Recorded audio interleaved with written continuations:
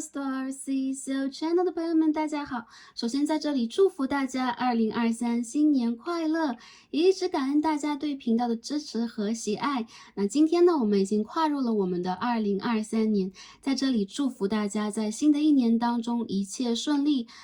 达成我们心中的愿望。开心、平安以及幸福。那频道呢，非常的荣幸可以一直陪伴大家的成长，也非常希望在新的一个年度当中，也跟大家一起相互的陪伴、相互的支持，提升我们的频率，来度过我们人生当中的每一堂大课和小课。2023是一个能量回复的时期，在一个新的阶段到来之时，希望呢我们也可以调整好我们的频率，来迎接我们下一个阶段生活的改变。有可能之前呢我们的外界环境，比如说我们这个3D 的星球啊，发生了很多冲击啊，或者说我们人生也发生了诸多的改变。而在这个旅途当中，有可能我们正在重新的去整理自己和找回自己。首先在这里呢，希望大家也调整和照顾好我们的身心灵状态啊，从我们的身体开始疗养好我们自身。那在一个能量重新平复的阶段，也照顾好我们自己。那整个的1月当中，我们会迎来水星逆行啊，有可能会有一些能量上的新的变化和改变。那希望呢，在整个的1月份当中，大家也着重调养好我们身心灵方面的这一个能量。今天呢，就要跟大家一起来看我们的1月运势了啊。这则大众占卜有可能比之前的这个月运预测来的都晚一点啊，由于年末年初呢就比较忙碌，但是依旧可以希望啊，通过跟大家连接的方式传递大家需要的能量，也希望通过这一则占卜帮助大家去揭开一年的好运。在今天我们的占卜当中，也会帮大家来看一下我们的1月整体运势，我们在感情、事业、财富和能量的转换当中会有什么样的改变，宇宙给我们什么样的建议以及指引。那当然了，1月也是我们的摩羯座宝宝的生日月啊，先在这里祝福所有太阳摩羯的宝宝们生日快乐，在新的一个年度当中可以实现我们心中的愿望，保持我们开心、平安和幸福的一个能量状态。那在今天呢，我们最后的一则占卜啊，我们会有4则占卜，最后的一则也会帮助摩羯座宝宝来连接宇宙，送给大家一份生日的幸运锦囊。生日幸运锦囊呢，是在我们生日的这一天到下一次生日来临的整个一个年度当中，我们的转换，宇宙给予我们的信号，给予我们的幸运指引，可以帮助大家。摩羯座宝宝也包括月亮摩羯啊、上升摩羯座、金星摩羯座等等啊。那摩羯呢是一个土星掌控的星座啊，有可能在之前的一个阶段里边 ，OK。经历了许多啊，扛着土星给我们的这个重任，我们真正的有了突破，有了成长。那在未来一个年度当中，我们需要注意的是什么？也会在最后一则占卜当中奉献给大家，希望可以帮助到所有点开这一则影片的朋友们。OK， 我们话不多讲，下面我们一起来开始我们选牌之前的冥想环节。那这一个冥想有可能会花费大家几分钟的时间，来帮助大家调整我们的脉轮啊，清理我们的磁场，帮助我们做一个疗愈以及净化。那如果有时间的朋友，可以跟 Star C 一起来做一个能量上的疗愈和小小的充电。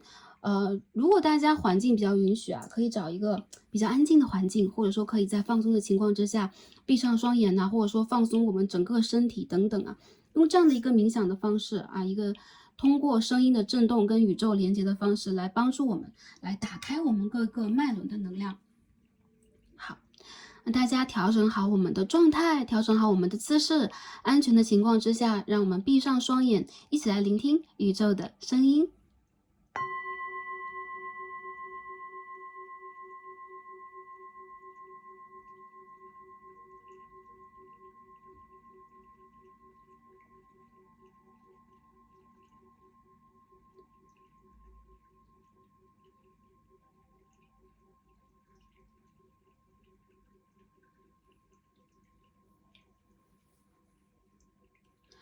好，让我们首先轻轻地闭上双眼，开始调整我们的呼吸。我们深深的吸气，再轻轻的全部吐出来。让我们一起来做3次。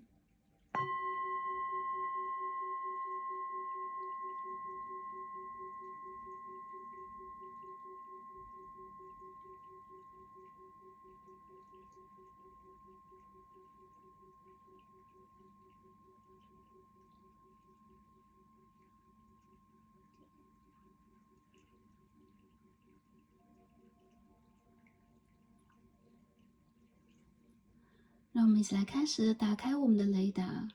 感受宇宙的光线，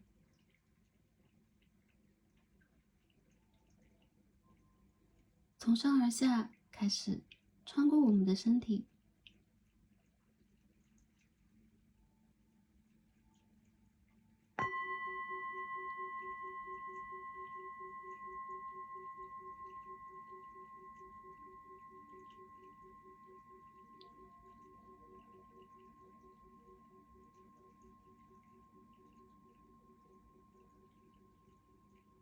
让我们跟着这一条光线开始放松我们的身体，放松我们的神经，放松我们紧绷的肌肉，从头顶开始，到我们的脖颈，到我们的肩膀，到我们的脊背，到我们的腰间，到我们的骨盆，到我们的双腿，到我们的双膝，到我们的脚踝。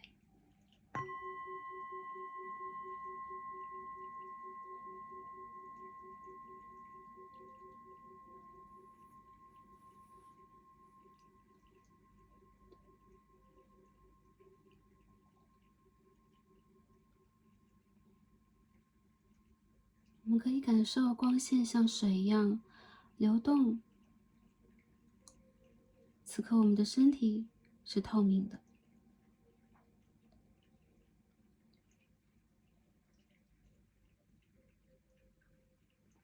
让我们再次感受我们的能量，这次是从大地开始。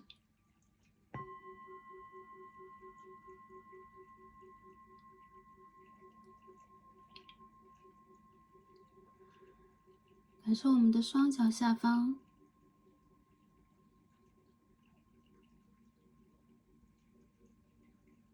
我们的能量呈逆时针的正在向外旋转，不断扩大。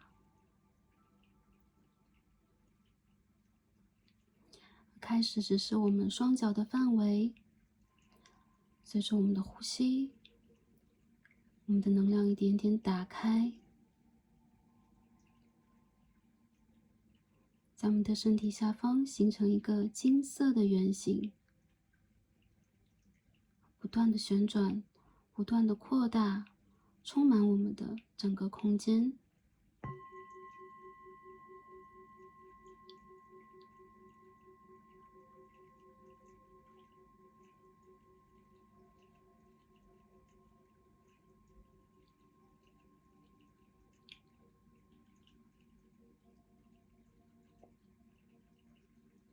我们深深的呼吸，感受能量正在变得厚重。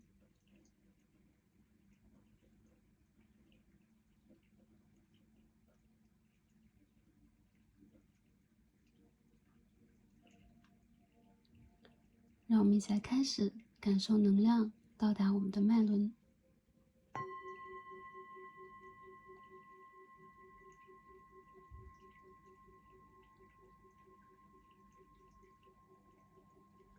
从我们的海底轮开始，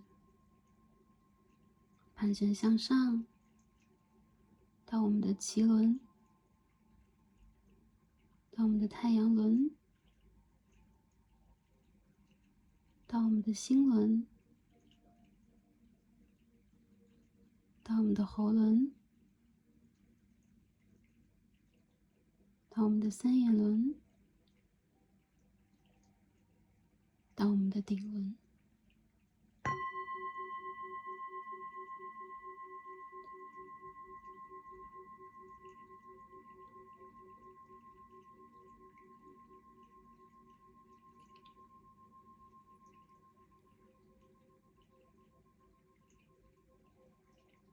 让我们一起感受跟宇宙的连接。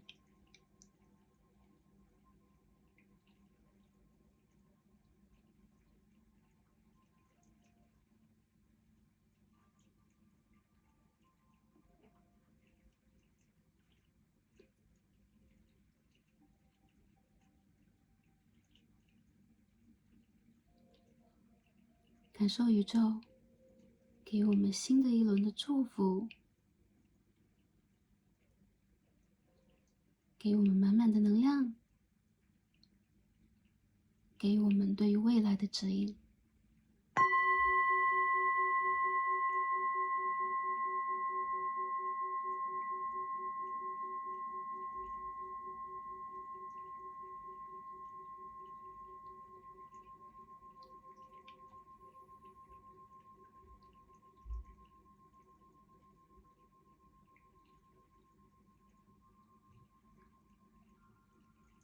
让我们一起随着这一个能量的连通，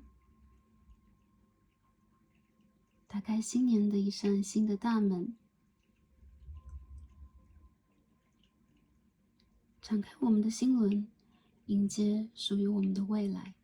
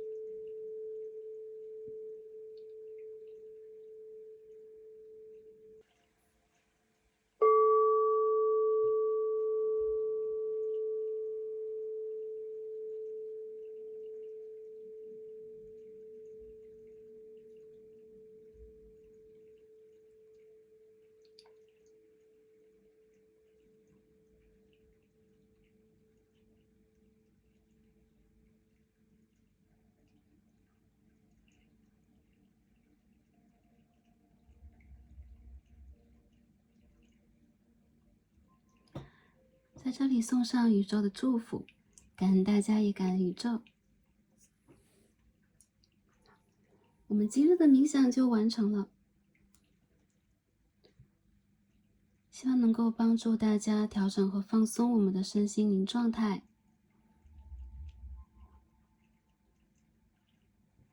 也帮助大家接收宇宙给予我们的祝福和肯定。好，那下面呢，让我们一起来开始今天的选牌。在我们睁开双眼之后，可以看到啊，从左到右我们有3张卡牌，这是一套 tarot， 一套塔罗牌哦。大家可以凭借这个卡牌的位置，来进行选择。从左到右是1、2、3的3副组牌。那如果对于选牌会有一些疑惑，或者说有一点犹豫的朋友们，可以根据下方的参照物来进行选择。我们最左边第一副组牌的参照天然石是我们的紫色水晶柱啊，水晶六棱柱啊，好，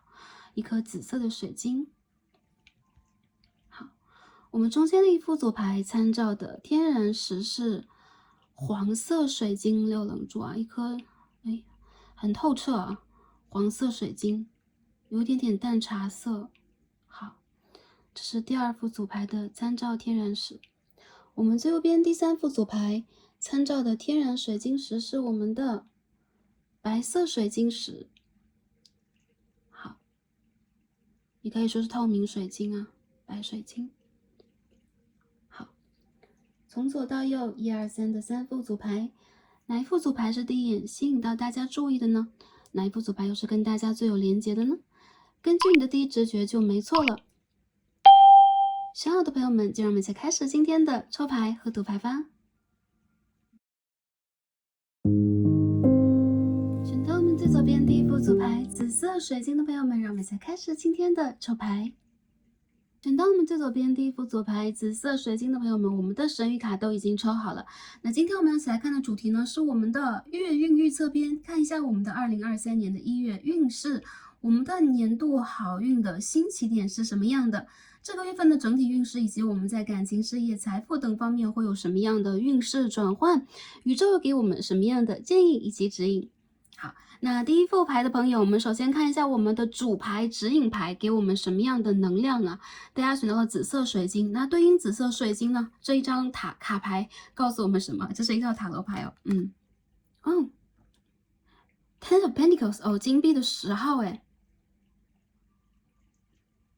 很棒。金币的10号啊，在我们的传统塔罗当中代表了一个具有权威的、财富丰盛的家族，人丁兴旺。它也代表了一个组织啊，一个具有权势的、具有综合实力的组织。很多朋友我感觉到啊，在整个的1月份当中，你们会把你们的目光调整到，有可能是你们的原生家庭，有可能是你们的财产、财富。还有就是你们目前所处的工作领域当中，这是一个你们可以去让自己更加稳定和更加跃进的一个时期。还有一些朋友，我觉得你们的一些理想正在开花，你们会把你们真正的这个目光转移到相当踏实的一个方向，或者说回归到一个踏实的方向。有些朋友我觉得啊，你们在这个1月份当中有可能也会调转你们的注意力在你们原生家庭的某一位家人身上，或者说你们会踏踏实实的让自己看一下，在未来一个年度当中，你应该如何去调整自己，关注你的，比如说我们所谓的家庭、事业以及财运。这种变化其实对于你来说是一次成熟，还有就是一次落定。有一些朋友有可能会在这个月份当中重新的看到你事业选择的机会，有一些朋友有可能会在你们的家庭当中更加的深入扎根，去理解到你的某一位家人，需要你的人，他们对于你真正的认同和看法。很多朋友我觉得你们会让自己变得更加具有一种责任感，这种责任感并不是你们被逼迫、被 push 到一个什么样的位置上不得不去承担的。相反，我觉得其实对于你们来讲，这种承担是一次你们灵魂真正的，我们说是长大啊，你们在生根发芽的过程当中，开始去学会了去庇护，开始学会了比如说总揽全局，也开始学会了未雨绸缪。有很多朋友，其实我觉得你们在这个月份里边也会让自己看得比较远，看得比较长久。你们会把自己的一些人生的发展方向，包括你们对于家庭的这个问题的整理，对于家庭成员的守护，你们的学业和事业，都会放在你们的一个全新的计划栏里边。你们会去填写它，你们会去调整它，你们也会让自己在这个过程当中有更多的一个把控能力。所以呢，我觉得第一副牌的朋友啊，抽到了金币的10号，也代表了你们这个月份当中的家族运、金钱运，还有就是事业运是很棒的。如果在这个月份当中，你们期待的是 offer， 你们期待的是事业当中的新机会、合作的新机会，那我相信宇宙会把这个能量传递给你们，让你们具有这个运势的一个先机啊，占有这个运势的先机。一部分的朋友，我觉得在这个月份里边，你们会有一种回归，就是回归到你们的本我，回归到你们的初衷，或者说回归到你们的出生地的这种感觉。如果你们有回家探亲访友啊，或者说你们开始去注重你们的原生家族的人物的健康，父亲、母亲，OK，然后我们的祖父母等等啊，或者说我们自己的小孩等等，你们有可能都会在这个月份当中让自己变成一个会看得更多，会去想的更多，或者说会管理更多的人。那我觉得金币10号其实对于你们来说也是一种丰盛，也是一种重新寻找。因为我们今天抽到另一张指引牌 ，OK， 我们今天抽了一套Zodiac Moon，OK， 占星月亮卡牌，抽到的是 Eclipse in Cancer，OK，巨蟹座的日食啊，或者是日月食 ，Acceptance。你们在让自己by the way， 这个月份其实也是有水星逆行的，所以我看到啊，其实你们会把你们内心深处真正的一种安全感，或者说一种不安全感啊，这个也算重新的释放出来。Emotional phase or domestic development，OK，我觉得这是你们在情绪当中的一次再冲锋。或者说你们会对待自己有一种新的探索，我觉得这是内在的、情绪上的和灵性上的。Cancer 啊，这个星座巨蟹座其实代表的也是对于家族的守护，一种安全感，一种归属感啊。我觉得在这个月份当中，你们有可能更加的容易去接纳你们周围的人事物，还有就是重新回到一种可以有归属感的状态里边，这对于你们这个月份来讲非常的重要。有些朋友有可能在最近这个阶段里边，感觉情绪就比较翻江倒海啊，或者说比较容易想的非常多，或者说你们会变得让自己有一点点的思前想后、瞻前顾后，并不是特别的洒脱的这种状况。大家不要担心啊，你们的这种忧虑，你们的这种就是类似于对于未来的一些计划，或者说一些可能不可能发生的事情会产生的一些忧虑恐惧感，它是来自于水星逆行的，也来自于你们内心深处啊这个根基里边对待归属感、安全感的寻求方面。你们在这个月份当中，我觉得蛮容易多愁善感的，还有就是会流泪呀、会失眠呐、会想起旧人旧事，这个也是水星逆行非常典型的一些症状，但这并不重要。其实我觉得这个月份当中，你们会对待你们的情绪有一种真正的整理，什么是你们真正在意的，什么又是你不会再去在意的，以及你们真正的会把自己以及你们自己以外连带的这些人事物接纳起来。这种接纳并不是说我先去接纳别人，而是说第一副牌的朋友，你们需要在这个月份当中去接纳你们自己的能量，由这种能量为出发点，去让你们所在的世界开花，也就是包括你们的家庭，也就是包括你们的事业，全部都会因为你们的这种接纳而让你们感受到一种安全和能量，好吧？好，这是2张牌给我们的讯息啊。下面我们一起开始洗牌，看 ，Oh my God，Temperance， 这张牌已经飞出来了。嘿 ，Seven of Pentacles，Magician， 牌飞得很快啊。我们刚想说的是，看一下整个的1月当中，我们的整体能量是如何的，这个牌飞得超快。好，第一副牌的朋友，我看到啊，其实你们当下有可能正在去进行这种情绪上的断舍离，其实代表了你们对于自己之前所去经历的，或者说整体的2022年，最近这个几个月份当中经历的一些正在进行某一种排毒的疗程，你们会把内心当中的一些负担真正的拿出来，摊开在阳光底下，你们在接受宇宙给你的信号。很多朋友，我觉得你们会多少有一些疲惫，也会希望自己能够是可疗愈的，或被疗愈的，或者说有疗愈能量的人。我觉得你们在最近这个阶段里边，有可能正在进行一些舍弃，或者说你们重新的让自己看到一些希望，去接受宇宙给你的更高频度的能量。所以一些朋友，你们会有2个倾向，一种倾向有可能是情绪化非常大，还有一种倾向就是在剧烈的情绪化之后，你会让自己变得相当的明智 ，OK， 相当的明理，或者说非常的理性，以及你会让自己真正的离开某一种矛盾状态。很多朋友在整个的这个1月份当中，你们会重新的审视啊，我最近可以去做什么，或者说我在未来一个阶段，我应该去得到什么，我应该去实现什么。而有一些正在比如说 pending 的待办的事物，或者说对于你来讲短期之内并不可实现的事物，你也会让自己以一个非常耐心的心态来看待它。我觉得你们在这个月份当中，其实不会让自己所谓的大展拳脚啊，或者说非常强烈的去进行某一种行动，你们相反是在被动的接纳，或者说你们在很随性很淡然的去接受，我有什么我就去接受什么，如果没有什么，我现在这个阶段我不想让自己强求，因为你们现在这个能量是处在一个循环的回复的状态，所以你们有可能也正在让自己更加珍惜现在的一个状况，给予你们的一丝喘息的机会。有很多朋友你们会变得更加踏实，而整个的这个1月份当中，你们也会让自己去重新的看待你所拥有的资源，你所拥有的底牌。比如说是事业上的、生活上的，也包括情感上的，我拥有多少底牌，我拥有多少能量，我可以去付出什么，拿出什么。那有哪些事情我其实是可以再缓一缓的，我其实是可以不急的。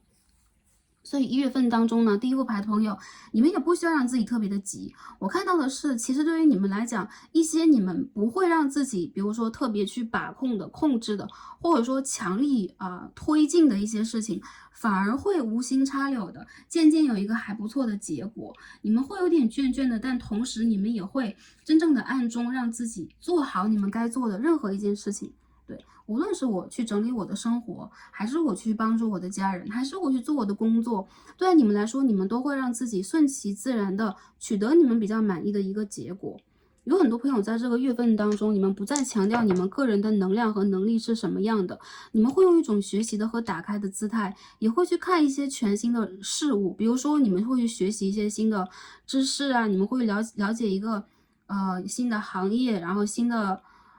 技术、新的一些操作等等。还有一些朋友，我觉得你们在拓展自己的见闻的同时，也正在去看哪些是我可以去接受，并且可以成为我未来赖以生存，甚至是我未来一个阶段可以去发展的方向的。所以我觉得其实1月份对你们来讲，你们蛮摩羯的，同时你们也蛮像摩羯的对宫巨蟹的。你们在内心里边寻求这种安全感，才让你们变得多少有一些保守。你们的这种保守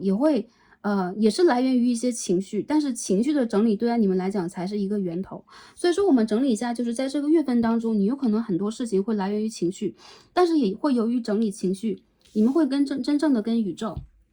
形成一种信息的往来。因为我们这张 Temperance After Tarot 是后塔罗牌啊，也就是说之前的天使在拿着2个圣杯嘛，然后再把杯子的水折来折去，进行一种真正的进化和改变。而这个牌当中给我们 Temperance 节制牌能量是，天使会把水丢回池中，天使会在杯子里边重新的迎接宇宙给他的信鸽的能量和讯号，也代表了其实你们在这个1月份当中会尘归尘土归土的进行某一种整理，然后你们让我感觉到其实能量蛮好的，你们的能量圈让我觉得不会让自己去特意的做什么样的一个比如说大的功课，或者说大的一些安排和计划，但是反而你会因为踏实去取得属于你的成就和成功。有一些朋友，我觉得你们会在机会当中选择适合和属于你的，不会让自己大冒进。还有就是你们在等待，我看到很多朋友，你们在整个1月份里边会有一种等待的姿态，这个等待应该是你们的年度好戏，或者说你们当下正在让自己着重的去推进的、显化的、等待的好消息。月份里边我看到你们的魔术师是逆位的，所以其实你们并不需要让自己还是一样比如说逼迫我自己去多做什么样的努力，你们可以让自己去休养生息和调节一下。还有就是保持一个保守的姿态去看待外界的改变，在需要的时候再下一步棋，也是你们在这个月份里边可以去做的。好，这是整体方面下面我们一起来开始洗牌，看我们在感情方面这个月份里边会有什么样的一个运势转换。第一张我们看到了 Four of Wands 权杖的4号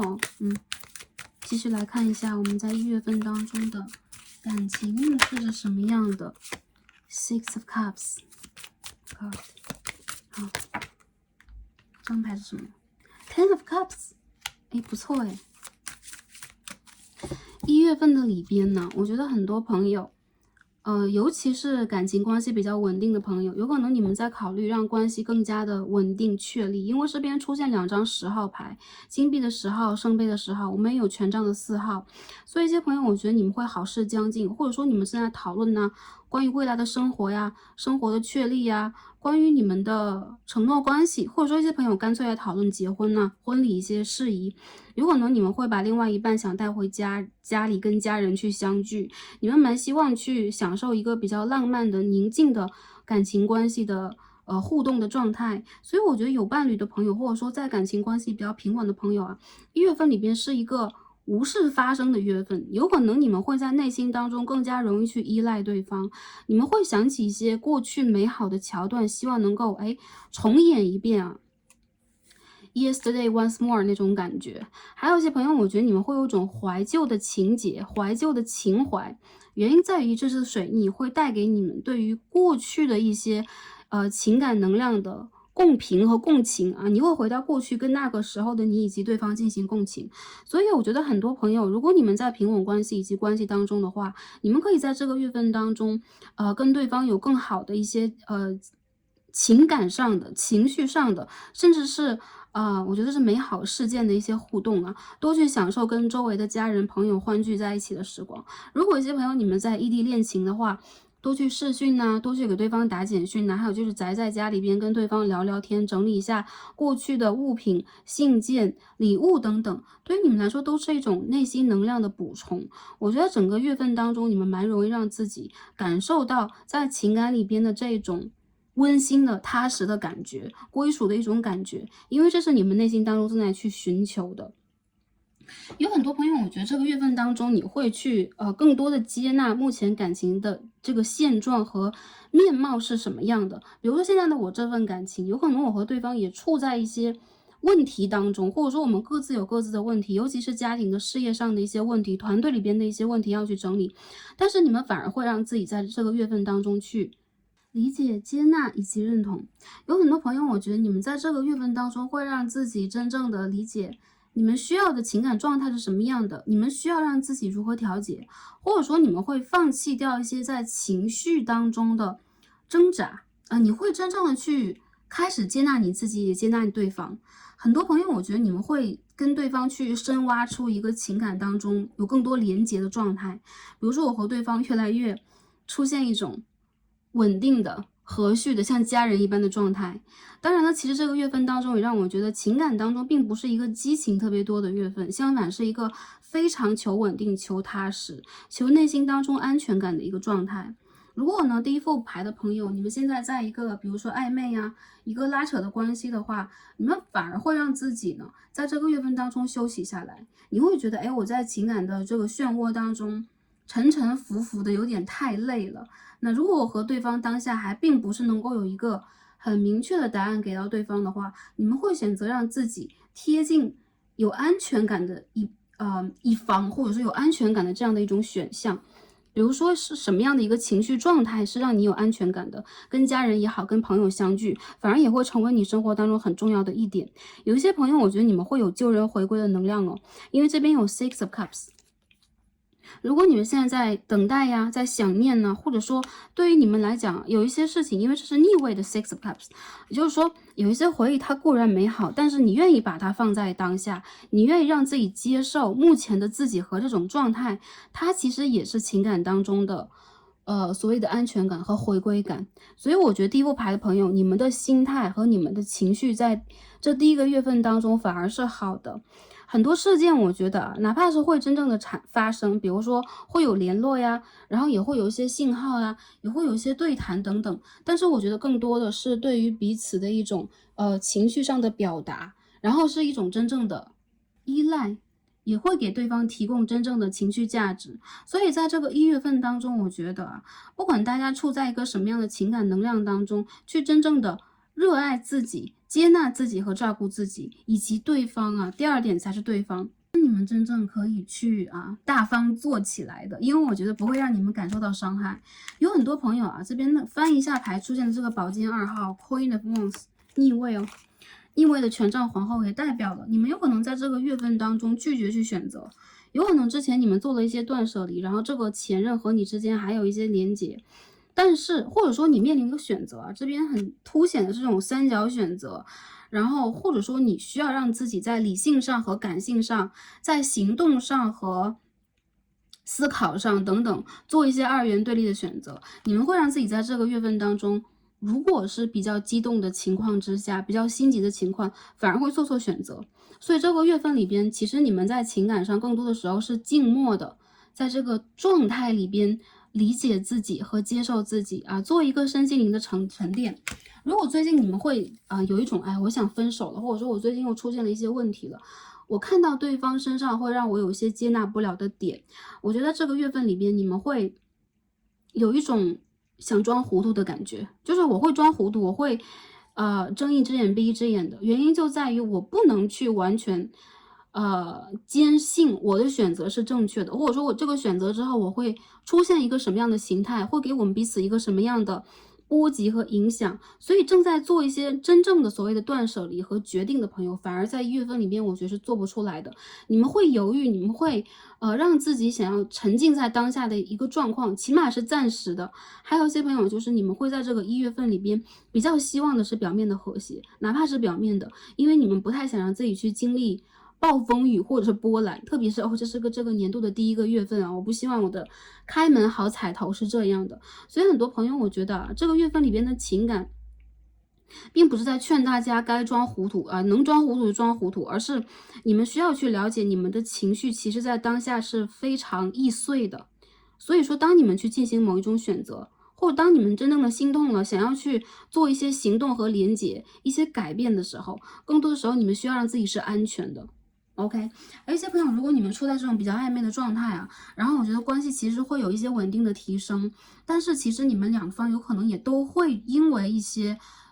之前的事情、之前的人，或者说由于你们内心当中真正所存在的安全感的需求去选择，或者说不选择对方。一些朋友我觉得这个月份当中蛮容易确定关系的，因为这是一个温馨的月份，这是一个 OK 一个新年的月份呢，一个甚至一些国家会出现假期的月份。所以我觉得很多朋友你们去选择跟家人、跟朋友、跟喜欢的人进行约会和了解，也是一件让你们可以去放松的事情。如果在等待一个救人的话，我觉得对方和你其实会把注意力都放在自己的生活和家人周边。所以说呢，真正确立关系的人，我觉得只有40%左右了，更多的朋友有可能会把这个关系先放着。如果在等待救人的朋友，我觉得对方他和你之间其实是会有一种互通有无的感觉，但是彼此的积极度都不高，所以说你们可以先在这个阶段里边跟对方先互通有无着，也去缓和一下你们的关系，或者说彼此祝福和彼此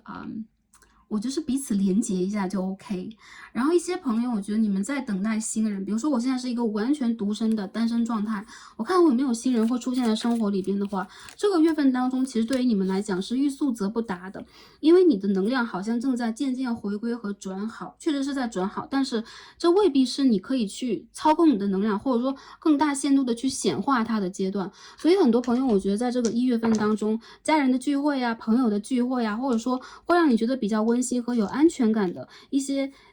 背景和情况，有可能会让你结识到一些 potentially 可以去了解的人啊，潜在上可以去发展的关系，甚至一些朋友你们是会被介绍的，看到你们身边的长辈，每个人对待你有可能都还是会有一种，甚至是朋友啊，会有一种觉得你的真的条件蛮好，甚至是你是值得某一种稳定感情的这样的一个状态，所以你们有可能会被塞一些对象，相亲对象，或者说所谓的好朋友进入到你们的生活里边，不用去拒绝。我觉得任何一件事情，你们可以去采取一个好，有可能会出现在我们生活当中的缘分啊。基本上都是需要一些契机的，而当下是一个等待契机的阶段，我们可以让自己打开自己去接受更多。很多朋友，我觉得你们在这个月份当中其实是蛮被爱的啊，这种被爱就是如果你有追求者，或者如果你身边真的是有温度还不错的朋友啊，甚至是只是一个友情关系，或者说暧昧关系都可以，你们会需要的是取暖。所以取暖是你们在这个月份当中非常需要的，所以我觉得一些朋友，你们在这个月份里边其实是可以让自己去多体验一些浪漫、放松，还有就是，如果你们当下也在未雨绸缪或想的很多的话，反而让自己想的少一点，舒适一点，舒服一点就好，好吗？看一下我们的神谕卡，今天我们抽了一套这个法语的神谕卡 ，OK， 这张牌43号。是一张surprise 给予礼物啊这样的一张牌，我感觉这张牌的这个能量让我觉得，这是一颗心啊，但上面有一个荆棘的锁链，然后心上面会有火焰，会有蝴蝶的翅膀，所以我觉得很多朋友啊，43号，你们在情感里边其实在学，或者说你们刚刚在学完一些什么。对应当下这个能量，我觉得其实对于你们来说，有可能在感情上你们会有对方给你的一些惊喜啊，一些礼物啊，你们也会去给予对方，会去奉献，但更多的是你们很需要自己在当下多抱抱自己，多去寻找一些让你们可以去依赖的，可以去抱一抱的人，因为我觉得这个月份当中，你们真的是蛮需要这种肢体上的安慰、抚慰和接触的。有很多朋友，其实我觉得，如果你们之前的感情还蛮挫折的，或者说你们自己会觉得，我好像没得感情的机会了，我没有在看，我没有在想，反而我一些朋友就是这样，无心插柳。这样的一个状况会出现，事业上的、感情上的、生活上的都会。所以说，你们不经意的去看到的一些人，有可能家庭聚会，有可能是生活周边啊、同事、朋友之间所认识的人，反而会让你觉得，他会让我觉得蛮似曾相识的，蛮惊奇的，或者说还是会有一些让你觉得能量还不错的人可以出现。有些朋友，如果你们在交往中，你们会收获伴侣给你的惊喜；还有更多的朋友，我觉得其实你们内心里边真的什么都明了，你们看的真的蛮多啊，因为在 Starcy 眼前有好多眼睛哦。就是说，我觉得这个月份里边，你们其实完全的理解你们想要的是什么，所以你们不会让自己犯糊涂。还有就是，如果你真的觉得我有点心痛，我还是在情感里边在调节自己啊，我还是觉得有的时候是刺刺的。我再去寻找那一种让自己可以安全、可以舒服，甚至可以天真轻松的一个状态，整个的月份是你们可以去大舒一口气的好时节。我觉得你们不需要在这个月份当中去有那么多的纠结，什么都不要纠结，去接纳自己和爱自己就好了。你们可以多居家，或者说去参加一些很温馨的活动，也会给你们增添一些还不错的人气，或者说好的气氛，让你们会有信念去对待未来，给出更多的能量，好吧？OK， 这是感情上的啊。下面我们一起看一下我们在事业、工作，我们在学业这边有什么样的能量出现哦。1月份，我们的能量是如何的呢？好，我们这边看到了 Wheel of Fortune、Strength。and Eight of Cups 啊，这些牌就一起跳出来，所以第一副牌的朋友，其实我觉得你们的连结度真的蛮好，因为你们的牌都蛮顺的走出来，代表其实你们的信息会比较清楚啊，甚至也比较迫切啊。首先在事业上，你们会有命运之轮的正位，就是转运嘛，很简单。我觉得整个的这个1月份对你们来讲，12月、1月、2月其实都是一个转运的阶段啊。转运就代表了你的运势在渐渐往好了去转化。所以比如说之前很忙碌啊，之前身体上出现一些问题，或者说你们的事业上出现了一些难解的案子啊等等，在这个月份里边是一个可以让你们的运势重新回归到平稳和提升的阶段。但是还是一样啊，这边是 Magician 的逆位，这边是 Strength 力量牌的逆位，也代表了其实这个月份不是需要你们大展拳脚的时候，反而你们可以去收敛，你们可以去依赖，你们也可以让自己去喘一口气。所以更多的时候，你们有可能觉得，哎，这个月我想去多做一些什么，但是好像外界的环境、内在的我，或者说我周围的人都没有这个能量，没有这个支持，没有这个 support， 或者我没有看到这个机会。所以我觉得其实在这个月份里边，你们在找机会，你们在让自己去回归。还有就是你们人生当中，特别是在事业的这一块，你们应该会得到一些好的消息，但这些消息我觉得并不是最后的这种消息。比如说我再去看工作的话，那有可能是 offer 之前的一些面试通知啊，或者说我在签订契约之前呢，比如说签订契约的一些通知等等，最后的这个事情的敲定等等，有可能还需要一点时间，有可能因为假期，有可能是大家都在去重新修养自己啊。我觉得其实在整个的1月份当中，大家真的是不用愁，还是一样的，无心插柳柳成荫，你们反而应该让自己去放下你们很纠结的，比如说，哎，这件事情会不会达成，或者说，哎，我在意的这个客户会不会给我答案呢？这个未来这个年度的这个契约是会怎么签等等啊。我觉得其实宇宙会把你们需要的资源带到你们的眼前，在未来的3个月当中，应该是转换的越来越好。但是1月里边，你们需要让自己也给自己一点时间，也给对方一点时间。所以我觉得事业里边、工作里边，你们会有好的机会，你们会听到好的消息，你们的能量啊，特别是能量会有一个好的转化。比如说人开始转运了，之前一些卡住的事情啊，在去年的下半年里面一直卡住的事情，你会重新的翻开来，然后会给他一个还不错的解决或者是解释。一些朋友，我觉得你们淡淡的会把这一切交给时间，所以说有些事情它会迎刃而解。如果是在工作当中的朋友的话，这个月份里边真是推荐大家多休假，不管你们的事业是不是特别忙碌的，我觉得你们的身体其实是缺乏一些基础能量的，所以你们非常的需要能量的回复。还有一些朋友就是在好的消息和运势正在转换的时候，因为这是一个进行时，你们反而需要把这些交给运势，而不是就是说我要去掌握这个命运的方向盘，我要去掌舵之类的。因为我觉得其实对于你们来讲，一些判断你们有可能现在还会有点急，或者说你们当下还没有办法完全拿得出来判断，所以我觉得你们可以再关注一下，或者说观察一下形势。有些朋友我觉得啊，其实你们周围的会有一些暗贵人的出现，他们有可能并不是明贵人。比如说我就是你的 boss 啊，我就是你的老大，然后我来帮你，或者说我会直接把能量给你啊，我比较偏袒你之类的。相反，你的暗中会有相当帮助你的人，在你不知道情况之下，有可能帮你做好了一些安排和事件。所以我觉得其实在这个月份当中，你们也不需要去逼迫自己，你们也不需要催促，你们也不需要慌张的去看待外界的环境，一切都正在慢慢的变得安好。如果你们现在想去转化自己的职业，或者说一些朋友在找工作等等，这个月份并不是你们完全可以展现出你们实力的一个月，但是你们可以在这个月份当中多去做一些尝试，如果你们可以让自己去调整到一种有自信的状态的话，多拿出一些自信。如果说我干脆就没有的话，你们起码可以去摆脱消极。还有一些朋友，如果你们在自己做事啊，自己当老板，想看一下我的这个业务，我的财运发展的怎么样，这个月份当中一定会有还不错的案子，就是说你们会有不错的一些合作呀，合作方或跟你有缘的人重新回到你的生活，有一些是旧人哦。还有一些朋友，如果你在寻找工作的话，也会有一些，比如说，我之前打过交道的一些公司，或者说人事管理，或者说一些人物会出现来帮助你。看一下这个工作的状态是什么样的。很多朋友，我觉得在这个月份里边，你们会体现出来是好的机遇，还有就是等待好的机遇。然后在财务的方面来讲的话，这个牌里边好多的圣杯啊，有些朋友觉得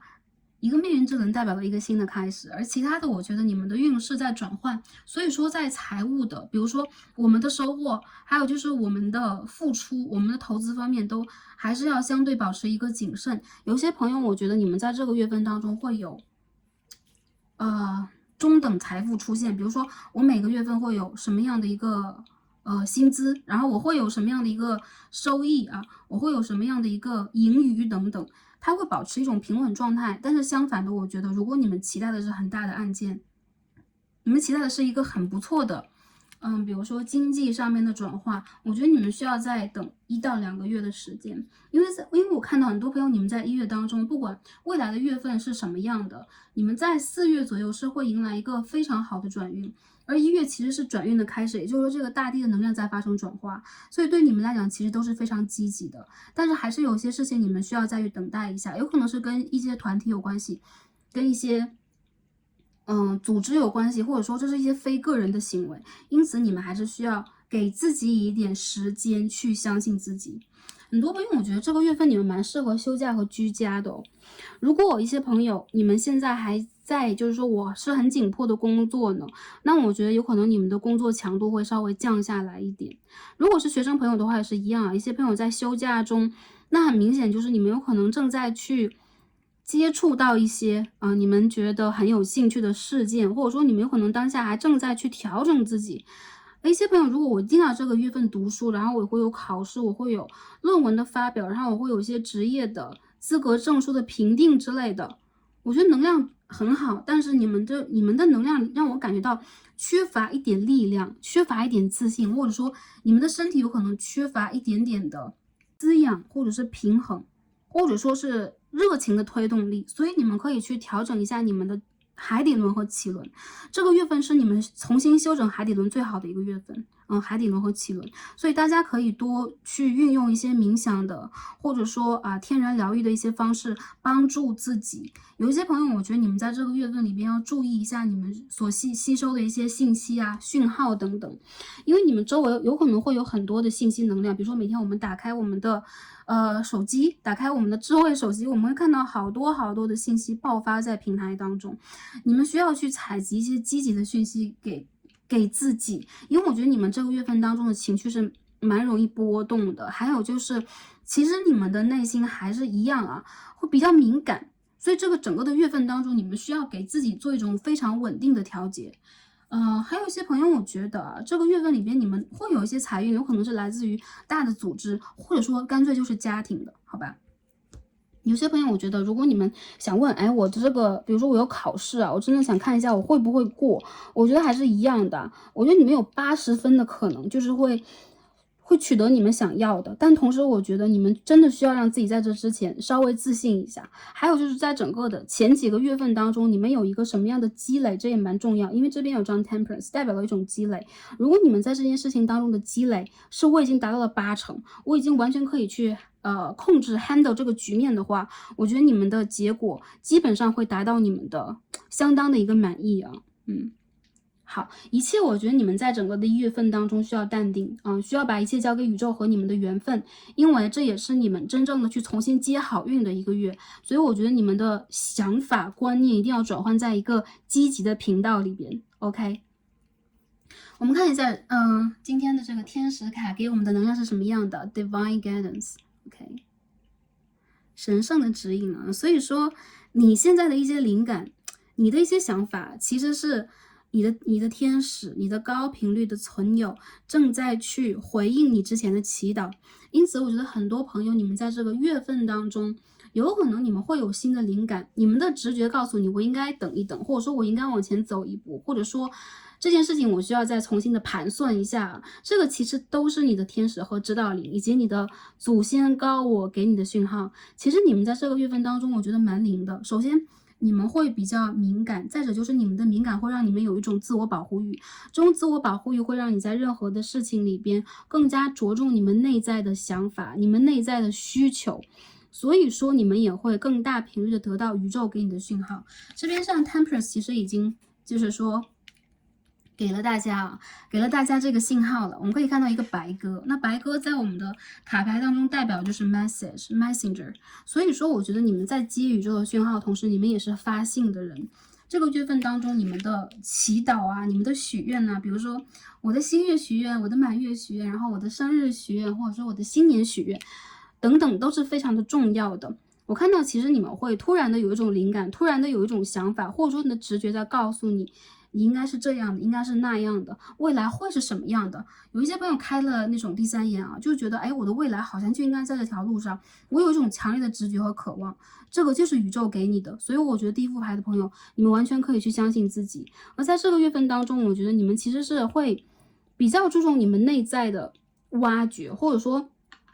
你们会有一些梦境，你们会有一些感受，在告诉你们在哪一些细节上可以着手，可以重新的去调整。所以我觉得在整个的1月份当中，很多朋友你们的事业运真的还不错，但同时我觉得是一个正在往好去转换的还不错。要到一个真的很不错，我觉得你们需要这2到3个月的时间，给自己一点时间去重新的进化和调整你们。还有就是摆脱一种让自己忙碌、压抑和没有自信心的状态，你们会在这当中真正的看到，其实宇宙一直在帮助你们，好吧？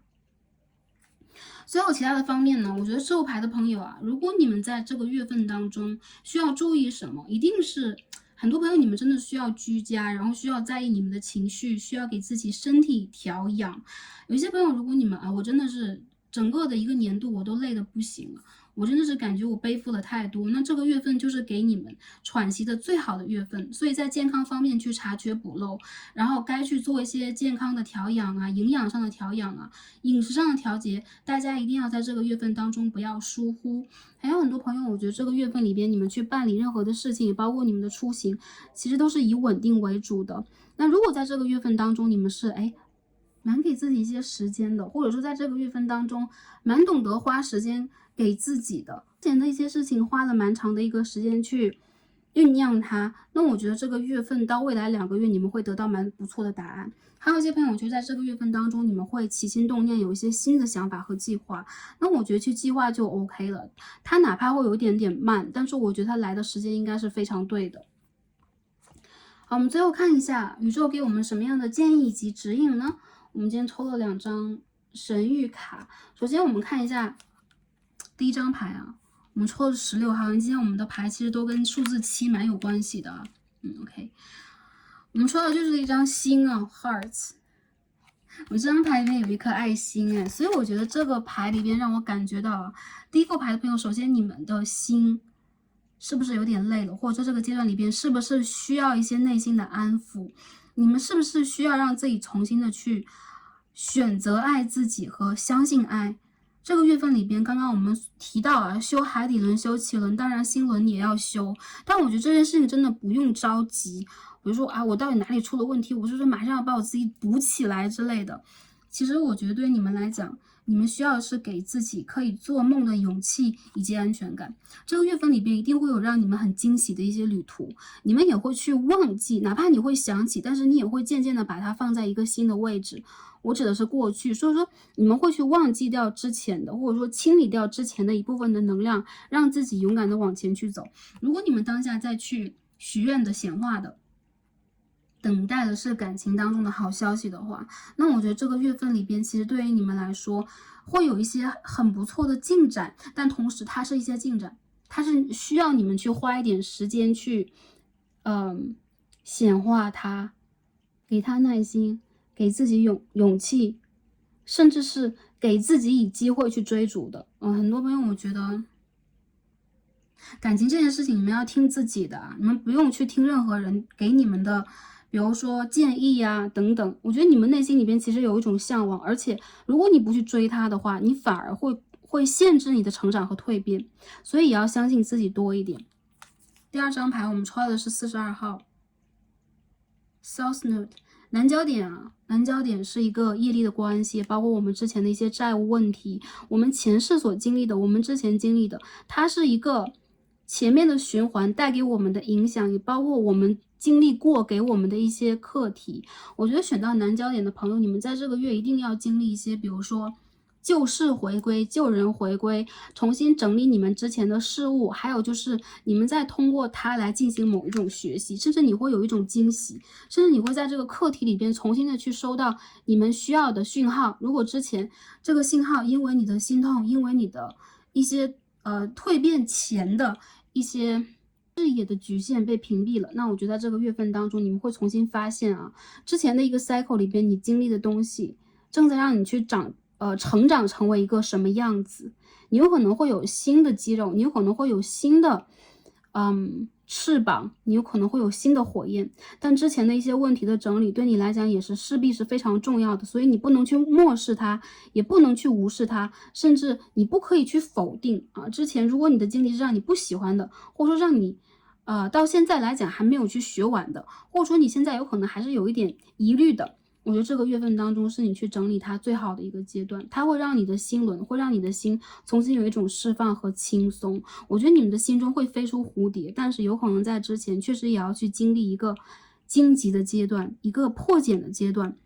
有些朋友，我觉得对于你们来说，如果是一些旧人回归了，也不要。首先不要怕，不要听到就怕。有些朋友有可能会说已经回来了，或者说我现在有可能会经常做梦啊，我会有一些很奇怪的感受等等。我觉得其实你们内心真正的声音让我感觉到是对待这件事情还是一样啊。抽到的是宝剑2号，你们在感受，还有就是你们在对立，你们既想接纳也不想接纳。好，如何让你们的心轮调整到一个最对的状态？我觉得其实对于你们来说，现在并不是一个选择的最关键时期，并不是一个你们需要选择的时期，而是你们需要去接纳和包容自己，给自己安全感的时期。所以还是一样，多去爱自己一点，不要因为过去的课题而感到沉重。我觉得很多朋友，你们需要理解，通过这个课题，你才是你，你才有你独特的鳞片，你才有你独特的图腾，你才有你独特的花纹。所以说，一些朋友在这个月份里边，我们抽到的牌如果是宝剑2号的话，不管你们遇见了什么新人呐、旧人呐、然后各种各样的选择呀，一些错综复杂的情感啊，放弃还是坚持之类的，还是等待，你们这个月份当中不要去做出任何的很大的选择，特别是水逆期间，我觉得也不要做出选择，有可能对于我们来讲是更好的这个好其实对于我们来说可能是更好的，可能是更加理智的，或者说可能是对于我们来讲，对于我们的未来来讲更有益的，所以不要情绪用事和意气用事，好吧？最后我们抽一下啊，sorry，我们一起来看一下抽好的这个易经卡是什么。我们一起来看一下，今天抽到的是泽雷随卦 Takulize。一歩引くことで書いて光る存在に，这张牌以前也抽到过海鸥哦，有很多朋友可能你们在那个海边，或者说你们会在假期的时候去看海啊，可能你们会接触到一些海鸥。我觉得其实对于你们来讲啊，你们现在需要去放下一个小我的能量，然后你们需要去放弃你们的一些固执和一些挣扎，融入你们周围的环境，慢慢的向前去，还是一样向前去推动。其实这个意思也是一样，淡然的，顺其自然的，你会发现自然而然你会往一个好的方向去进发。所以我觉得海鸥，你知道它展开翅膀会有这种滑翔的一个状态，你们再往前去滑，又看到你们的翅膀是展开的。所以说呢，真实的对待你心之所向，比如说我的心就是往这个方向去走。大家是这个可爱的蓝色女孩吗？还是说 OK， 不管男生女生啊，阴性能量阳性能量，我觉得你们在这个月份当中就叫水蓝色的。其实你们内心有你们的心之所向啊，不管这个心之所向它是哪个方向，你们需要跟着你们心的方向去走，然后不用别扭，也不用去强迫自己，也不要去评判自己，一切都会随着你的心之所向，你的直觉往光的方向去走。所以我觉得这个月份里边，你们可以去思考嘛，就诚实的面对自己，也诚实的面对你们在面对的环境。我觉得你们会随着这个环境往前啊，就是说顺其自然的发展到一个更加不错的状态。不要去做这个掌舵人，我觉得你们需要让自己摊开翅膀往前去滑翔，好吧？OK，那第一副牌的朋友，我们所有的卡牌就到这里了，很感恩跟大家今天的连接，希望大家在整个的2023的1月都是开心平安以及幸福的迎接我们新年的新的幸运。那希望大家度过这一个阶段都可以拥有更良好的能量，宇宙在这里祝福大家，也很感恩跟大家今天连接，让我们下期再见吧，拜拜。哦，摩羯座的朋友啊，记得点开最后一则影片，太阳、月亮上升的摩羯座，看一下新的一个年度宇宙给我们什么样的一份幸运大礼包。感恩大家，让我们下期再见吧，拜拜。选到第二副组牌淡黄色天然石的朋友们，让我们再开始今天的抽牌。好，选到我们的第二副组牌，参照是黄色天然六棱珠的朋友们，我们的神谕卡都已经抽好了。那今天我们要一起来看的主题呢，是我们的2023 1月运势啊，要看一下我们的年度好运新开始是什么样的。那在这一个月份当中，我们会有什么样的整体运势的能量？我们在感情、事业、财富等等方面会有什么样的运势转换？也会帮大家来看一下宇宙给我们什么样的建议以及指引，希望可以帮助到前来第二副组牌的朋友们。好，第二副的朋友们，首先我们看一下指引牌给大家什么样的能量，大家选到了黄色水晶哦，Six of Cups in reverse 逆位的圣杯6号哦。好，这张牌让我感觉到，首先整个的1月份当中，我们会有一个水星逆行啊，这个圣杯6号其实代表了一种情感的流通，代表了过去式的人事物，也代表了救人救世。所以我看到其实第二副牌的朋友，你们有可能在整个的1月份当中会接触到、看到、连接到一些救人和救事物，你们有可能会把回忆调到之前，有可能在进行一些整理。那很多朋友我看到啊，因为是圣杯6号的逆位，所以大家不必担心会不会出现极大的情绪化。相反的，你们会真正的通过之前的一些事情，不一定是感情上的，有可能是跟家人之前的旧事啊，之前的旧同学、同事、朋友之类的，这些回忆在你的脑海当中或回到你的生活当中进行某一种整理，让你真正的可以去放下。6号的逆位代表了过去就是过去，过去可以留在过去，同时你可以从过去当中真正的像蜻蜓一样得到疗愈，并且展开你的翅膀，看到未来。所以我觉得其实第二副牌的朋友，你们在整个的1月份当中，有可能会受到这个月份的水星的逆行或一些行星的相位的影响，但更多的让我感觉到，其实你们不会让自己过度的情绪化，你们会真正的面对你们的情绪，并且在情绪当中找到可以去解决的这一条通路，让你自身去得到疗愈的同时，有可能你也会连接过去的人事物去进行一个综合的疗愈。这种疗愈其实代表了一种回忆的总结整理，还有就是如果你们做了一些梦境啊，关于救人的救世的一些梦境啊，也不必担心，这是在帮助你们去调整和整理你们的能量。因为我感觉到其实第二副牌的朋友，你们会在整个的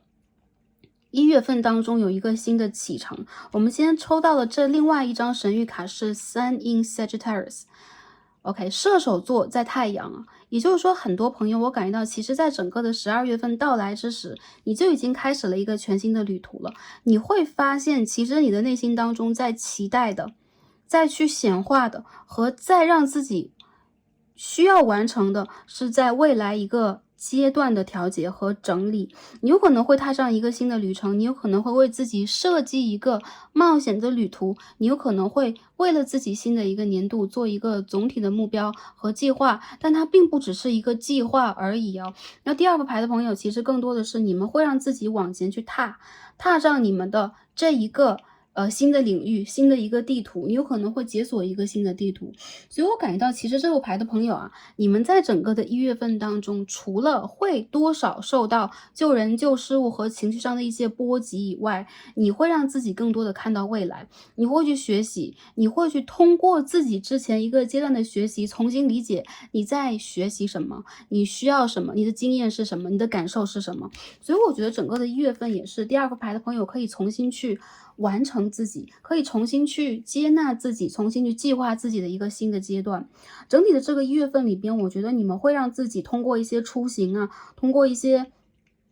新事物的体验，比如说想去学习一些新的事情，想去体验一个新的事情，还有就是你在梦想和计划一些新的事情。这个牌里边其实也代表了我们可以看到啊，好像在穿过一个时间之境，我们看到对面有一个人影朝我们走来，这是谁？其实这有可能是那个量子纠缠当中的你啊，有可能你在同步宇宙给你的信息的同时，另外的空间的你。另外的维度的你好像在经历一个新的旅途，所以你不自觉的会被调动，你不自觉的会去看到远方，你也不自觉的会让自己产生一种阳光的能量。所以其实我觉得第二个牌的朋友啊，整个1月份给大家的这些能量，我相信其实更多的是积极的，更多的是乐观的一种展望和对待自己情绪的一种深层的整理。我觉得其实第二个牌的朋友，你们相对来说还是偏向于乐观的、乐天的，或者说你们是在体验中的啊。好，下面我们一起开始抽我们的主牌，看一下我们的整体运势在1月份当中是什么样的。我们先抽牌，好，我们先开始抽牌。出现了一张Five of Mirrors， Five of Cups， 圣杯的5号。好，第二张牌是什么？我们洗一下。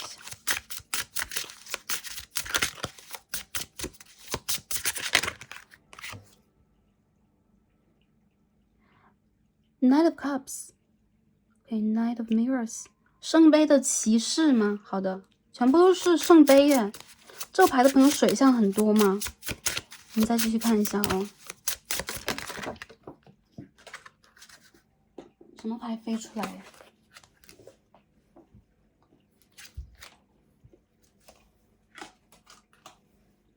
好，我们重新洗一下，掉出来太多，我们重新洗一下。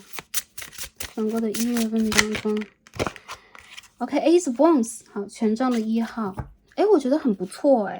这个牌的朋友，我觉得你们在整个的月份里边，首先你们会回归到一种自我的状态当中。这种自我啊，我们可以看到这个圣杯的5号当中有一位女神呢，正在拿着一朵莲花 ，OK， 正在打开她的3眼轮和顶轮去 channel 连接宇宙的能量。我觉得你们在整个的月份当中会有一种灵性上的新的调节，你们有可能多多少少会有一些失落，或者说你们在避免自己失落的一些情绪的同时，再花一点时间对自己进行一种疗愈和疗养。你们有可能会连接你们的女神、你们的指导灵和你们的祖先。有一些朋友有可能你们会花一点时间给自己，比如说我想独处一下，我想去静坐一下，我想去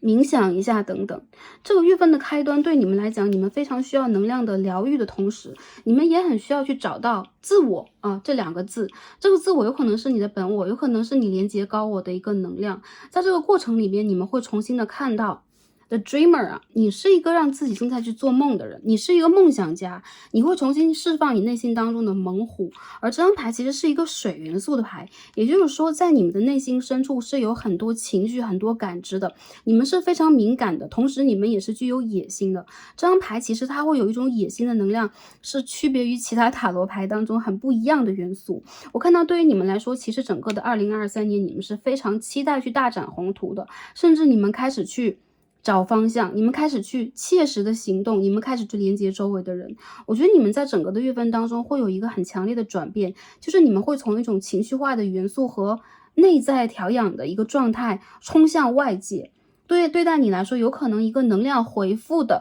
一个寻找自我的旅程已经结束了已经完成了。现在你需要去释放你心中更多的能量，有可能是作用于你的事业，有可能是打开你的心理图，有可能是帮助你周围的人，还有就是一种体验。其实对于第一副牌的朋友来讲啊，整个1月份当中的体验感和积极感是非常强的，以及你们有可能不会让自己在旧有的人事物当中还是一样徘徊太久。我觉得有可能你们在那个阶段里边有可能已经花了一些时间了，或者说你会觉得我浪费了蛮长的一段时间再去整理自己，再去了解自己，再去跟旧有的一种形式说告别，做一个告别。但是告别并不代表真正的结束，或者说断绝，或者说真正的一次诀别。告别其实对于你来讲是一种形态的转变。我看到其实你们会对待自己和周围的人事物更有耐心的同时，也会开始不再安于寂寞，不再安于现状，不再让自己我只是在一个幕后躲避着，或者躲避人事物，我让自己在这种情绪当中纠结。你会重新在这个状况当中醒来，你会给自己以机会重新的去计划你的人生。所以我觉得这个牌的朋友，如果你们在整个的月份当中会有一些出行的打算呢，或者说你们会有一些做自己之前一直想要去做，但是没有时间，没有勇气，没有能量，没有机遇去做的事情的时候，代表了你们整个的一个年度当中会有很不错的一些新事物涌入你们的生活。其实我觉得对于你们来讲啊，你们有可能会重新的唤起重新的叫醒你内心当中沉睡的一些元素。这些元素有可能是关于追逐梦想的，有可能是展现野心的，有可能是你之前纠结和犹豫一直都没有打开的，有可能是对旧有人事物甚至是情感你的一种，比如说拒绝，你的一种纠结，然后你的一种逃避，或者说你的一种天然的消极情绪的一种释放。一些朋友我觉得在整个的1月份里边，你们会从一种静谧安然的状态转向一种活泼的外向的行动状态，然后你们也会找到你们内心当中的激情，你们对于自己的许诺，你们对于这个旅程的开拓，然后你们对于未来的那种畅想。一些朋友你们会出行啊，你们有可能会去选择旅行，然后你们有可能会做一个小的短途出差，你们有可能会谈一些新的事情，你们有可能在寻找新的工作，你们有可能再去跟蛮志同道合的人邀约见面等等，谈话等等。因为我觉得你们的共情能力会幻化出你们真正的对于周围人的这种爱，对于自己的这种爱，然后你们不会让自己再拘禁在自己的世界里边了。有可能之前你们也经历过一些灵魂的暗夜啊，但是走到了这一步，你们会看见这个沙漠的远方原来有跟我同行的人原来有我可以去连结的人我们说接洽接触的人，还有就是你会看见巨大的光团，它不再是暗夜的一个状态，相反的会将你的世界真正的照亮。所以我觉得1月份当中大家比较积极的信号还是非常的明显的，而且我觉得你们会让自己在情绪里边重新回归到一种平和，重新再去找到一种积极。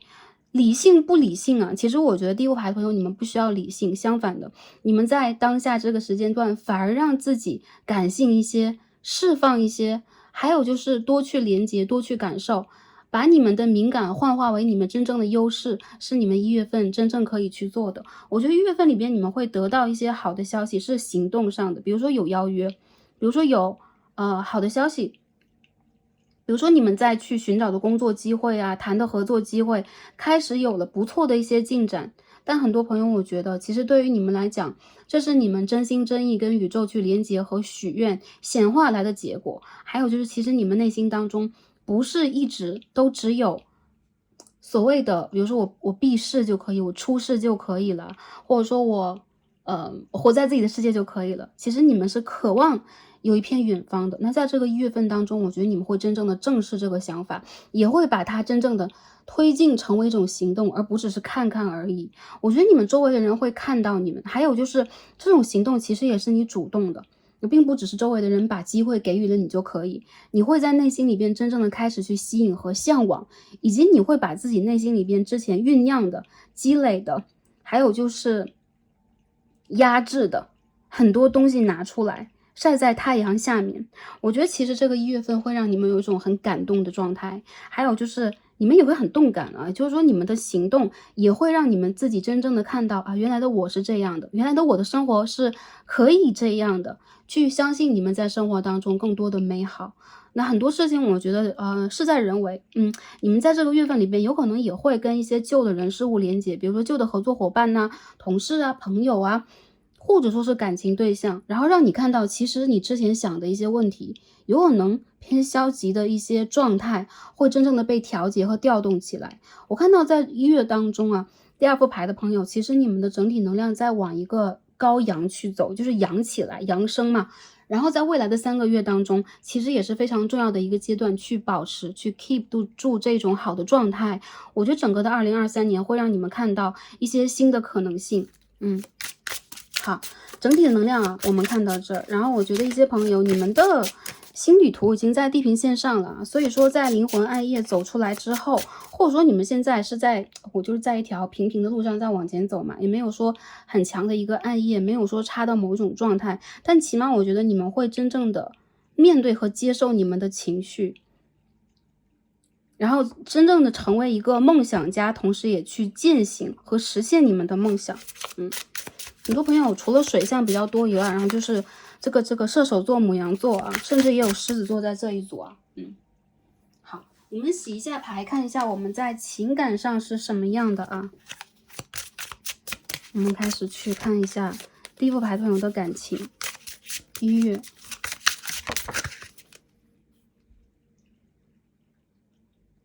Knight of Wands， 权杖的骑士哦，我这张权杖的骑士好特别哦。我们再看一下这边牌是什么 ？OK，Five of Swords in reverse， 宝剑哦，5号的逆位哦。OK， 宝剑5号的逆位，因为看到上面是一只宝剑，还以为是宝剑1号呢。好，我们继续再看一下感情上我们的能量是什么样的。Eight of Cups， 然后再抽一张牌去 clarify 一下，能量代表什么？ OK，Two of Wands in reverse。很多朋友感觉到啊，这个月份当中你们的感情也是高潮迭起的，感觉情绪起伏和事件的发生都是比较多样性的、多样化的或多变的。其实我看到在你们的世界当中，首先有可能你们的心里边是有人，或者说你们现在呢在感情里，或者说有一些旧人会出现。总之在这个月份当中，你们的感情应该不是平静的啊，平平的一片海面。我看到其实一些朋友，如果你们在感情当中会有比如说交往，或者说你们生活里边是有人，比如说我在暧昧状态的话，这个月份里边其实你们还是会在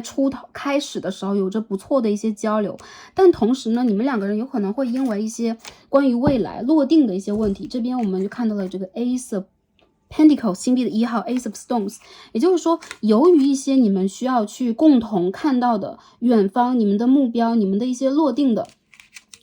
指的就是我未来跟这个人要怎么样啊，我们2个要不要稳定啊，或者说未来我的稳定在哪里，而这个人是什么样的等等。因为这些问题你们多少会产生一些逃避，或对方会有一些逃避。有一些朋友我觉得很明显啊， Six of Cups in reverse 就代表了旧人会回归，或者说一个旧人，一个旧的事件，一个你未解决的事件有可能会激起你的情绪。但更多的朋友我觉得在情感里边，你们这种高低起伏，既对感情有一种向往，2个人有一种共通，你们会打破一些沉默，会重新产生连结，同时你们也会连结的让自己觉得有这么一点点的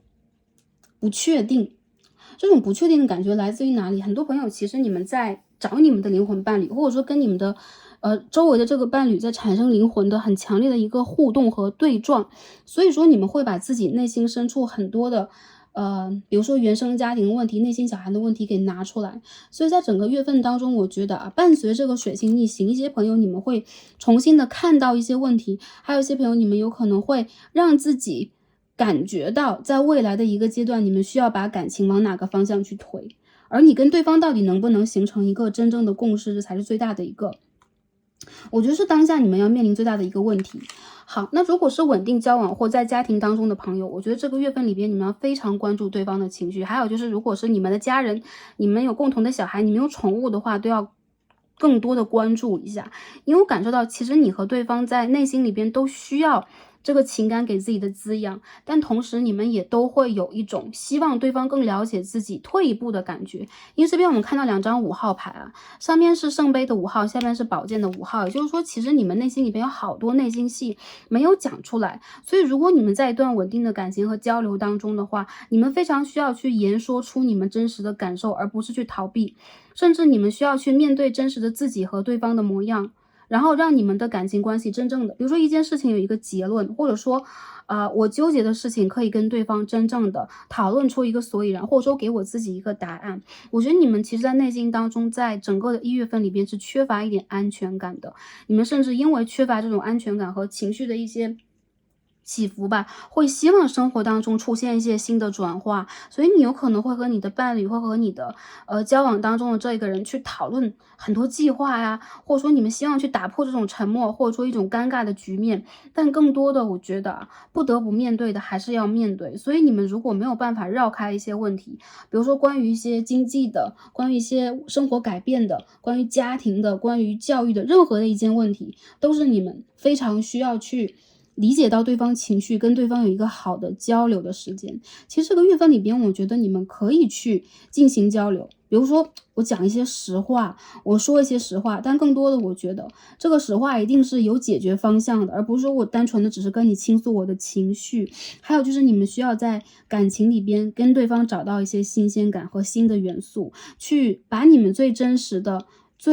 我觉得是感性和直接的一面拿出来。一些朋友我觉得如果你们产生了一些交流的阻碍，或者说你们多少有一点冷对方，或者说你们会因为对于未来的迷茫有一些不安定的时候，这个月份当中你们适合去主动解决它，你们适合去面对它和解决它，因为我觉得你们共同的协作才会让你们的关系更加的浓厚。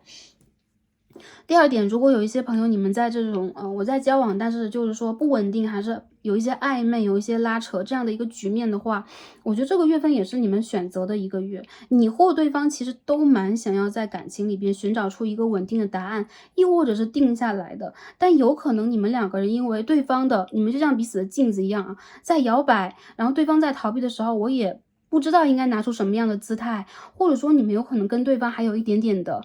没有讲明，有一些误解等等都是蛮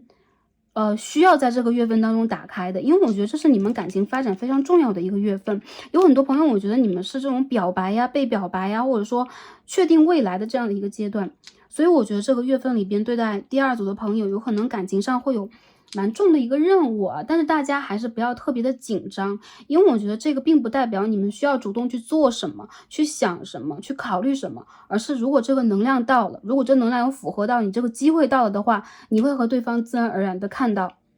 我们到底应该往哪个远方去走我们未来应该有一个什么样阶段性的目标，或者说我们两个人到底是彼此事业当中的谁。其实我觉得很多朋友，无论你们在暧昧关系还是什么样的一个关系当中，这个人他是喜欢你的，我看到有人喜欢你，有人想要去跟你拥有未来，但同时你们内心当中好像有一个声音总是让你们逃，总是让你们看的要么就是太远，要么就是太近，就是看不到一个两个人可以共同有一个交聚的那条路。所以这条路对于你们来说不是逃，而是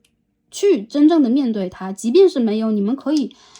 通过一些改变，共同的去促进，共同的去调整，这也是你们的一种学习。所以我觉得很多朋友你们在内心当中，首先是为了这种安全感，你们要自信一点，还有就是由于你们的自信或者说你们的信念，有可能会给彼此铸造一个更强烈的安全感。所以一些暧昧的朋友，我觉得你们的关系会升级，你们有可能会想要跟彼此共通，你们有可能想要去设计一个有彼此的远方一些朋友我觉得你们是适合行动和表白以及被表白的一个阶段就是为了让自己能够在这个月份当中有一种更加有安定感的状态。还有一些朋友我觉得你们的旧人会回归，甚至他会掺杂一些三角恋情的元素，比如说我现在也有一些在约会的对象，考虑对象，但是有可能旧人就回归了。所以对你们来说，你们会因为这种选择困难而完全逃避感情。这种完全逃避不一定是我要断联这两个人，或者说我现在就要去我要怎么样。我觉得很多朋友其实对于你们来说，你们会下意识的逃避掉一些在感情里边让你们不得不面对艰难局面，或者说面临一个选择，面临一个开始这样的一个问题。所以其实很多朋友我觉得啊，对方和你其实是一个很镜子的状态，其实你们的想法是相似的，但我觉得并不相同，因为你们5号和5号对5号，骑士对骑士，然后1号牌对1号牌，然后我就感觉到对待你们来讲，其实你们的想法相似，但是同时你们内心当中所产生出来的那种能量，你们的计划，你们的甚至你们在感情当中的表现、表达，你们展现出来的面貌，其实都是完全不同的。所以我觉得你们是非常需要去打开心灵沟通，然后就是说打开天窗说亮话，或者说直话直说，或者说简单的去表达自己。在这个月份里边，我觉得如果你们真正的能够去正视自己，也表达自己的话，有一些问题会迎刃而解啊。比如说，哎，我在感情里边，在暧昧的迷雾里边绕圈圈，或者说我在最近这个阶段里边没有安全感，或者说我跟这个人没有解决好这个问题，他重新又出现了，我应该如何去面对？很多朋友，我觉得对于你们来讲，你们会思念旧人，有可能也会主动联络，有可能也会暗中观察，有可能也会夜半出现一些梦境等等。对于你们来说，其实都是一种能量的缓解和一种疗愈，或者说对于你们内心当中吧，有一种真正正视这个问题的契机出现啊。所以说当这个契机出现之时啊，一些朋友我觉得这个1月就出现了，一些朋友未来3个月当中会出现这种契机，它有可能反射的是你们内心当中对待感情的一种定式的想法。比如说我是定式逃避的，我是一个定式需要安全感，我是一个定式当中没有耐心的，我是定式当中对待感情非常需要一个责任感，而对方他有可能跟我完全不同，有可能这个人他就是感情当中比较犹豫、比较慢热、比较温吞的。无论你们用哪一种方式再去交流这个感情，其实我觉得整个的月份里边都是在帮助你们去调整你们未来的一个旅程。如果你们真正能够面对的话，其实你会发现啊，重新去面对它其实并不难，但是有可能你们会重新的陷入之前的一些问题，这些问题会帮助你，让你真正的成为一个更加独立的、更加确立自己的、更加稳定的个体，好吧？还有一些朋友如果是完全单身啊，然后大家会来想，哇，我完全单身，然后我整个感情里边，怎么可能出现这么多故事？如果说有没有新人，我觉得在未来3个月啊，其实这个月是打开你自己的一个阶段，所以你肯定会有新的旅程。我认为很多单身的朋友，在想要新的对象的朋友，就是我完全不想再看旧人，或者说旧人我只是跟他一种连接罢了。我希望在感情里有新的机会，你们一定会有新的机会。同时，如果新的机会到来了，反向来问一下第2副牌的朋友，你们会逃避吗？你们在感情里边真的确信自己可以往前去走吗？所以说我觉得在这个月份里边，你们非常需要给自己充电，感情里的一种充电，就是我去整理之前，我去确信我的现在和我的未来。我觉得很多朋友其实你们是很有灵性修养的人，你们有可能也会以一种就是学课题的方式来看待你们的感情，但同时我觉得很多时候你们需要让自己也踏实起来，也现实起来，然后也开始去通过一些面对的方法，理解你的价值，也理解你在感情里边应该如何被对待或对待对方，好吗？所以一些朋友啊，总结上来讲，这个月份当中有可能会出现一些桃花，但是我认为这些能量更多的来自于救人。如果不是救人的话，一些朋友可能会偶然的遇见一些在你身边已经潜伏已久的对象，有些人在暗恋你，有些人有可能不太敢跟你往前去交流。那如果你希望能够去结识一些新的人的话，非常需要参加一些新的活动，打开一些新的兴趣，比如说你在转职，然后你在换学校呀，你在搬家，这全部都算。所以这个月份当中，如果动起来，你就会给自己争取到全新的机会，也包括如果你想跟一个旧人去连接，解决某一种问题，好吧？好的，星座讲一下，我上一组有没有讲星座？星座这副牌的朋友，我们刚刚所说的水象、火象还蛮明显的。我看到还有没有什么星座呀？双鱼、巨蟹、天蝎、狮子、牧羊、射手，好吧，比较明显一点。OK， 看一下我们今天的神谕卡，这套法语的神谕卡，看一下感情里边给我们什么。我们今天抽到的是5号牌 ，Patience, Assurance, Charisma。OK， 这女生好美哦。第2副牌的朋友啊，做自己事业当中的王或者是女王。你会发现，其实通过你的耐心，通过你的一种安全感的确立，你会展现出你强大的一种魅力。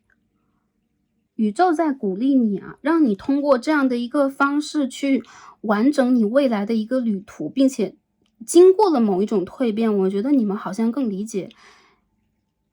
你需要被谁爱，你需要被怎么样的爱，你在爱谁，谁在爱你。所以很多人我觉得你们的感情好像在这个月份当中在酝酿，然后宇宙要告诉你如何酝酿它，如何展现你的魅力，是一定要通过你的耐心，通过你的孕育，也通过你内心深处的一种安全感。我觉得有人喜欢你们这个牌的朋友啊，不管明恋暗恋，我觉得你们的感情应该不是完全空窗的。如果现在还是的朋友，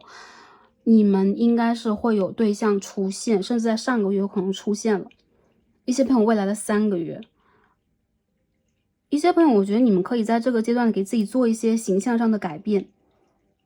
然后你可以让自己改变之前的一种风格暂时的去改变一下你们的风格。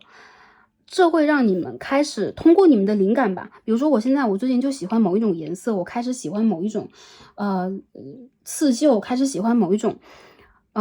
style。 anyways， 我觉得很多朋友你们在这个月份当中蛮做自己的，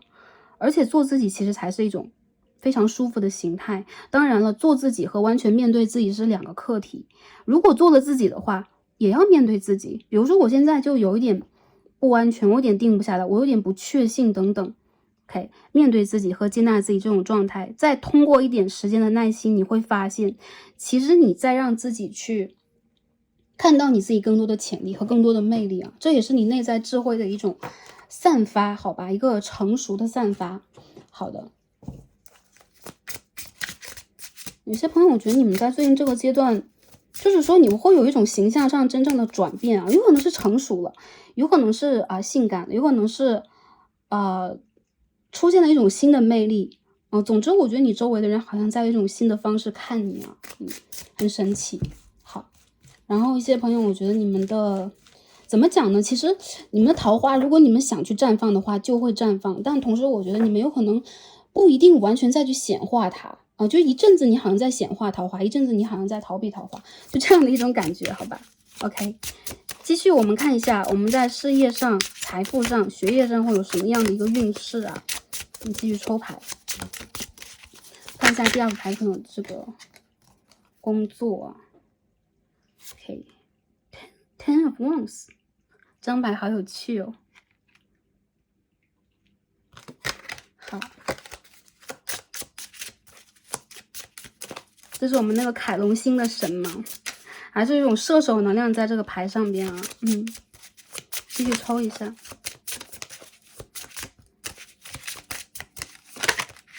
第2张牌 OK，Queen of Mirrors， Queen of Cups。 好，第3张飞出来了 The World in Reverse， 逆位的世界牌。你再抽一张 clarify 一下。Six of Swords， 我觉得能量还蛮清晰的。这个牌的朋友2月当中，我还觉得这张牌好可爱，这些漩涡好像毛线球。你们是有压力的，而且对于你们来讲，你们好像一定要去做某一件事情，然后还有一种被逼迫的感觉。其实我觉得对你们来讲，你们好像都走在路上，而且你们在做一些新的探索，你们在面临很多机会。这个月份里边是你去选择的一个新的阶段。其实选择并不一定是你自己主动在做什么，一些朋友是主动的，我觉得有一些朋友其实你们是被动的，因为环境的一些问题你们不得不，比如说我工作形态有一些转变呢，然后我的工作环境在转变呢，等等等等。其实你们内心当中对待工作和事业的还有财运是有一些担忧，甚至也在去负担一些压力。有些朋友是房贷，有些朋友有可能是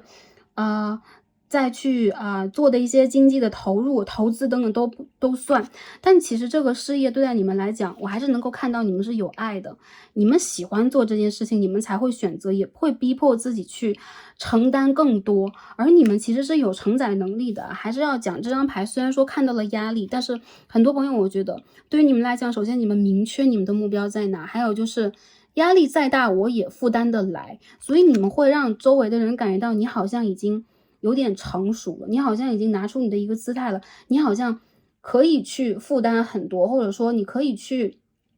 职掌很多。有很多朋友有可能你们已经在职业当中的成熟阶段，还有一些朋友是慢慢变得成熟的阶段。你会对待这些事情之前，如果是感觉到想逃避的，或者说我不喜欢的，或者说我是被迫的，这一次你会让自己渐渐感觉到，其实你再去找你的爱，或者说，如果你现在做的事情都是你不喜欢的，或者说这个情况、这个形式、这个经济压力是你不喜欢的，你开始寻找什么是你喜欢的，你通过你的直觉去感受你应该做什么样的选择，还有就是你会去找你的爱，你的爱是什么？你喜欢去做的事情，你想要去实现的自己，你的野心、你的梦想，还有就是你下意识的感觉到自己应该去走的那条路。很多朋友我觉得在整个的1月份当中，你们多少会觉得有点卡住，或者说你会觉得有一些事情美中不足的，你还在等结果。有些朋友有可能在等待一些迟迟没有来的消息啊，比如说我去面试的这个 offer 什么时候会出现呢？或者说，哎，我这个合作的消息什么时候会来呀？或者说，哎，这个工作我并不讨厌它，但我也没有那么爱它，那我的爱到底在哪里？你有可能再重新去找。所以我觉得很多人在这个月份当中，既会选择去面对，也会选择去重新的感受，或甚至是重新选择。有些朋友开始起心动念去寻找一些新的工作机会了，还有一些朋友有可能你们会重新的进行一些沟通，进行一种表达，进行一些学习。其实你们事业当中的很多问题都会迎刃而解啊，这个迎刃而解其实根据你内心当中的我们所说的就是阿卡西的智慧，或者说你灵性的智慧，也是你的经验，甚至是你之前一个阶段的经验得来的。所以这些经验都在帮助你去理解当下的情况，解决当下的情况。所以我觉得这是一个让你可以去解决问题的一个月份。但同时呢，很多朋友我觉得也是需要去重新的计划，然后重新的尝试，重新的解决的一个月份。还有一些朋友，我觉得你们有可能在这个月份当中非常需要跟旁边的人啊，周围的同事也好，人事物吧，进行一个更好的对接。所以你们的共情能力、你们的表达能力，还有就是你们解决问题的能力，有可能要重新的打开。很多朋友我觉得啊，当下你们有可能在一个我好像被逼迫架在这个地方，然后我就必须要去赶这个马车，同时这个方向到底是不是我要的？我现在要做的事情是不是我喜欢的？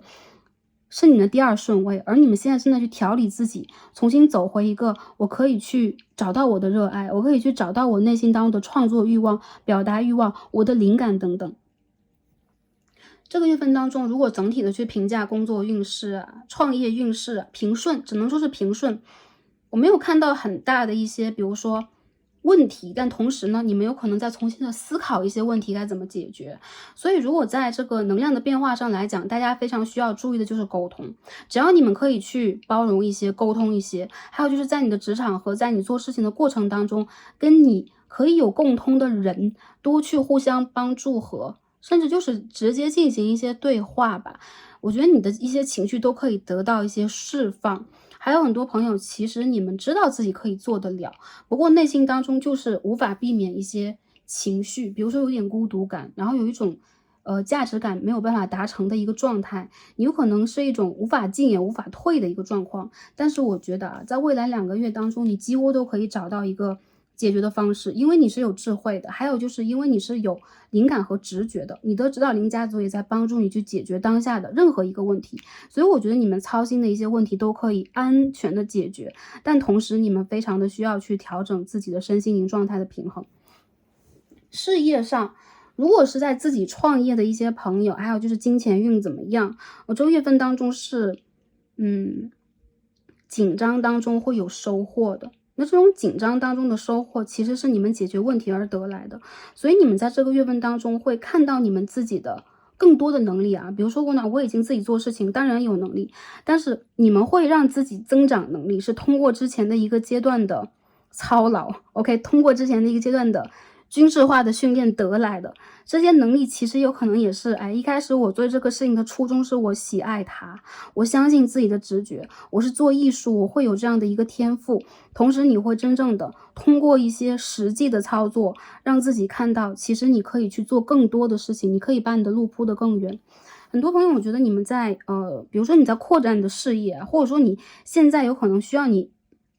拿出更大的一个体量，而当下你是有一个瓶颈，或者说有一个局限的。比如说，那我的创业基金就是这样，我的时间就是这样，那我的金钱就是这些。所以其实在扩大的一个过程，或者说看到更远的一个方向的过程里边吧，我们还是可以让自己适度而为，量力而行。还有就是阶段性的给自己一些目标，等待一个对的时机。一些朋友我觉得你们在等待时机啦，所以对的时机我觉得会在未来2到3个月当中来临，再让自己稍微坚持一下。金钱上如果面临到一些压力的话，我觉得你们周围还是有一些贵人帮你们周转的。还有就是情况好像没有那么糟糕，但是好像当下就是不上不下，所以还是一样啊。我觉得你们需要给自己一点点的时间，让自己放松一点啊，让自己舒一口气。因为你们可预见的未来基本都在你们的计划当中，所以不会有特别大的变化，好吧？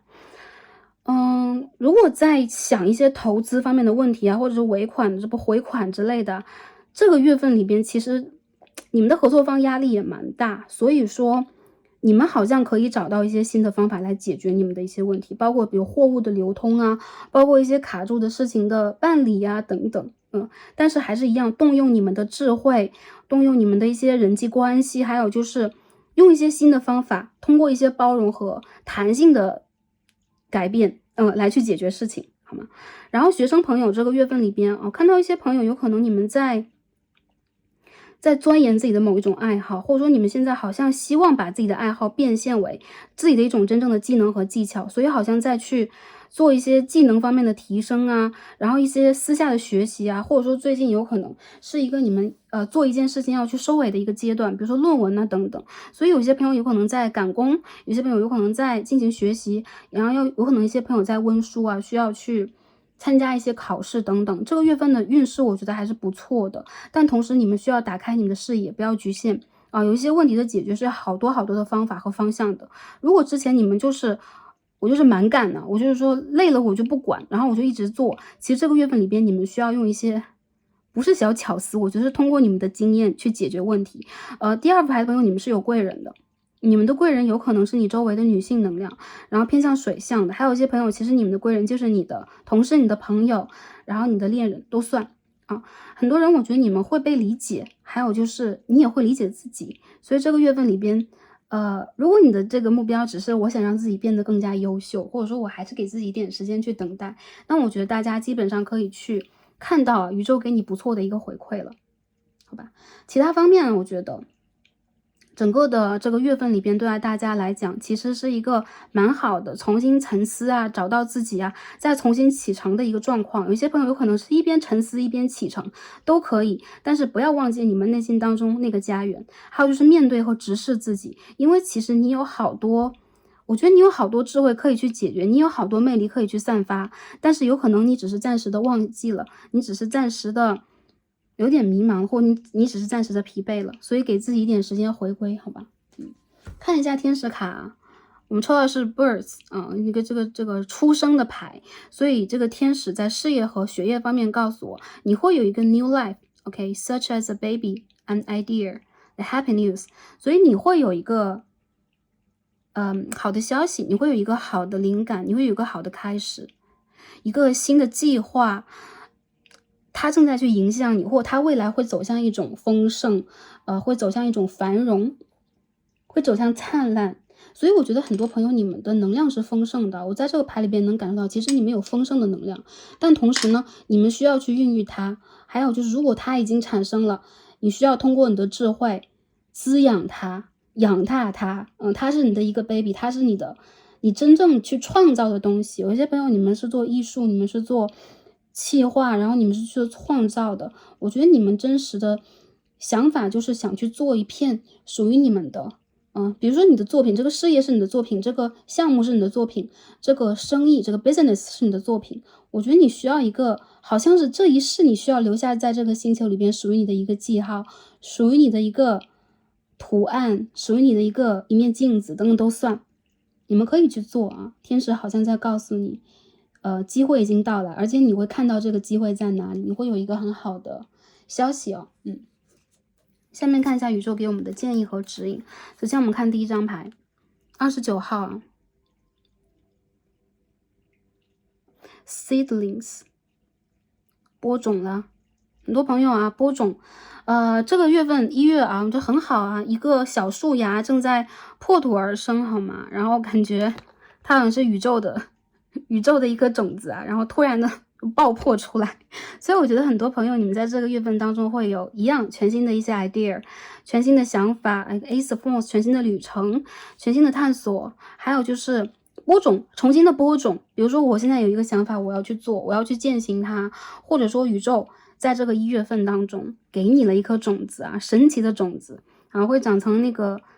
参天大树，然后爬到天空上去的这棵树。所以其实对待你们来讲，这个开始是你们的梦想幻化的，然后也是你们当下正在去许愿的，也正在去显化的。宇宙在鼓励你们播种啊，许愿，还有就是做新的改变、新的开拓，用你的爱去浇筑它。一些人我觉得你们在事业上也好，工作上，跟人的链接上、情感上都会有一些全新的开拓、全新的可能性和改变。在未来3个月当中都会有。虽然是1月份的占卜，但是我们看的一些时间点，如果出现的话，就会传递给大家。第2张我们看到的牌 ，OK，Neptune，我们知道是海王星耶 ，Sacrifice。所以我觉得这个牌的朋友，其实你们就会展现出完全相反的2股能量，一个就是火的能量，一个就是水的，或者说它偏向海王的一个能量。对你们来说，其实这个月份当中，你们会很有这种敏感的灵感的能力啊，有可能会做梦，有可能会有很多梦想想法，而这些想法其实都是你的一个播种。所以我觉得对于一些朋友来讲，你们也会啊很柔顺，很慈悲，你们也会有很多感受力，你们在这个月份当中也会做一些慈善，或者说通过你们给周围的一些付出奉献来去寻找到你们的真实的情感当中的满足，或者说一种存在感。所以对待你们来讲，其实当下你们正在去感受的，你们让自己去散发的这些柔和呀、爱呀，或者说你们得到宇宙正在给你的，这2个女神的表情一模一样，你没有看到？你们在 channeling 感受到的一些东西啊，冥想当中所感受到的，其实都是宇宙在给你们的。我觉得很多朋友啊，有可能海王星对待大家来讲，就是首先它不是主行星，还有就是有的时候它展现出来的一些负面的啊，包括比如说模糊的、纠结的，然后比较混沌的，或者说情绪起伏比较大，偏向于幻想的，等等等等。但其实海王星有很多正面的意义，它代表了我们灵性最完整的疗愈，代表了我们的心灵感应，代表了柔顺慈悲，然后它也代表了我们的艺术，我们的梦想的一种显化。所以其实我觉得在这个月份当中，我们看到这个词 sacrifice 一种牺牲啊，你们之前在牺牲什么，在奉献什么，甚至你们像是父亲或母亲一样在无条件的去滋养什么，我觉得你们会在未来看到他给你们的可能性，不一定是这件事情给你的可能性，这个人给你的，而是你会真正的幻化和孕育出一个唯有你可以拥有的形象和存在感。虽然说我们每个人都不一样，但是我觉得对于你来讲，其实这是你真正想要去成为的人，或者说想要在这次3D 世界当中真正体验的一个角色，好吧？好，最后看一下我们的易经卡跟我们讲什么。我们抽到是地雷复七来复まず行動は行動こそが新たな道を開いてくれる。复活啊，一些朋友，我觉得你们之前停滞的一些事情，一些旧事会回归和复活，还有一些朋友，这个牌也是种复合的能量，所以说，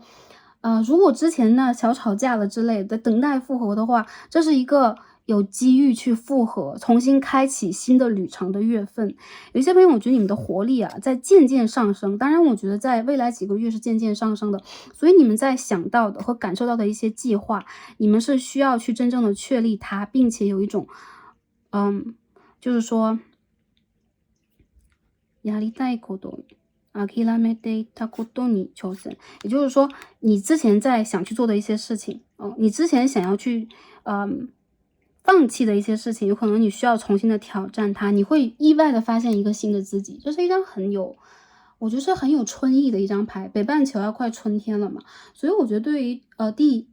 二副牌的朋友来讲，有很多意义是相当积极的，但同时它只是一个打开，只是一个大门，一个 portal。打开了之后，你们会发现，其实你们在穿越过这层光圈之后，你会看到一个更加有冒险意义的自己和这个旅途。所以整个的1月是你们确实是打开自己，然后也肯定自己，也开始去展现自己力量和魅力的阶段。如果当下大家还处在一种我还在半休眠的一个状态当中啊，从冬眠当中渐渐醒来，这个1月是大家真正的启程的一个月，所以祝福第二副组牌的朋友在整个的年度当中都是开心、平安和幸福的。那我们今天第二副的所有卡牌读到这里了，希望可以帮助到大家，也希望大家的1月这是开心的，拥有好的能量的。那摩羯座的朋友啊，摩羯座的宝宝，太阳、月亮、上升等等，可以点开最后一则影片来看一下生日之后宇宙给我们的这个礼包是什么样的，我们会得到一个什么样的幸运锦囊。感恩跟大家今天连结，我们所有的卡牌读到这里了，让我们下一期再见吧，拜拜。选到第3副组牌一颗白色水晶的朋友们，让我们一起开始今天的抽牌。好，第3副组牌的朋友们，我们的神谕卡都已经抽好了。那今天我们要一起来看的主题呢，是我们的2023的1月运势。我们看一下我们新年运势的新起点是什么样的，整个月份当中我们会有什么样的整体运势，我们在感情、事业、财富等方面有什么样的运势转换，以及宇宙给我们什么样的建议以及指引，希望可以帮助到前来第3副组牌的朋友们。好，第3副的朋友们选到了白色水晶，首先我们看一下对应这一颗水晶大家的这个指引牌是什么？这是一套塔罗牌，我们看一下这张牌当中给我们什么样的讯息，什么样的能量。哇 ，Queen of Cups， 圣杯的皇后哦，这套牌里的这个画风很可爱哦，圣杯的皇后。我感觉在整个的1月份当中，大家的情绪还是得到了一定的缓和的。不管是新年的来临、新季度的来临，还是说在整体的年份当中，大家的这个能量转化，我觉得都走在一个很平和的、很有爱的，而且对待自己有一定的信心和勇气的一个状况。这套牌里边的圣杯皇后啊，它虽然展现出来的是水的能量，但更多的也让我感觉到了一种 Empress 皇后牌的气质。很多朋友，我觉得这个1月份当中，你们会开始做自己，开始爱自己，也开始去用一种温和的眼光看待你的生活。之前如果有一些问题是无法解决，或者说你内心当中有一点卡住，整体的月份当中会帮你渐渐做一个疗愈和整理。其实我觉得这副牌的朋友啊，不管男生女生选到这一组，你们会发现其实自己在生活当中渐渐的开始展现出一种柔和的吸引力。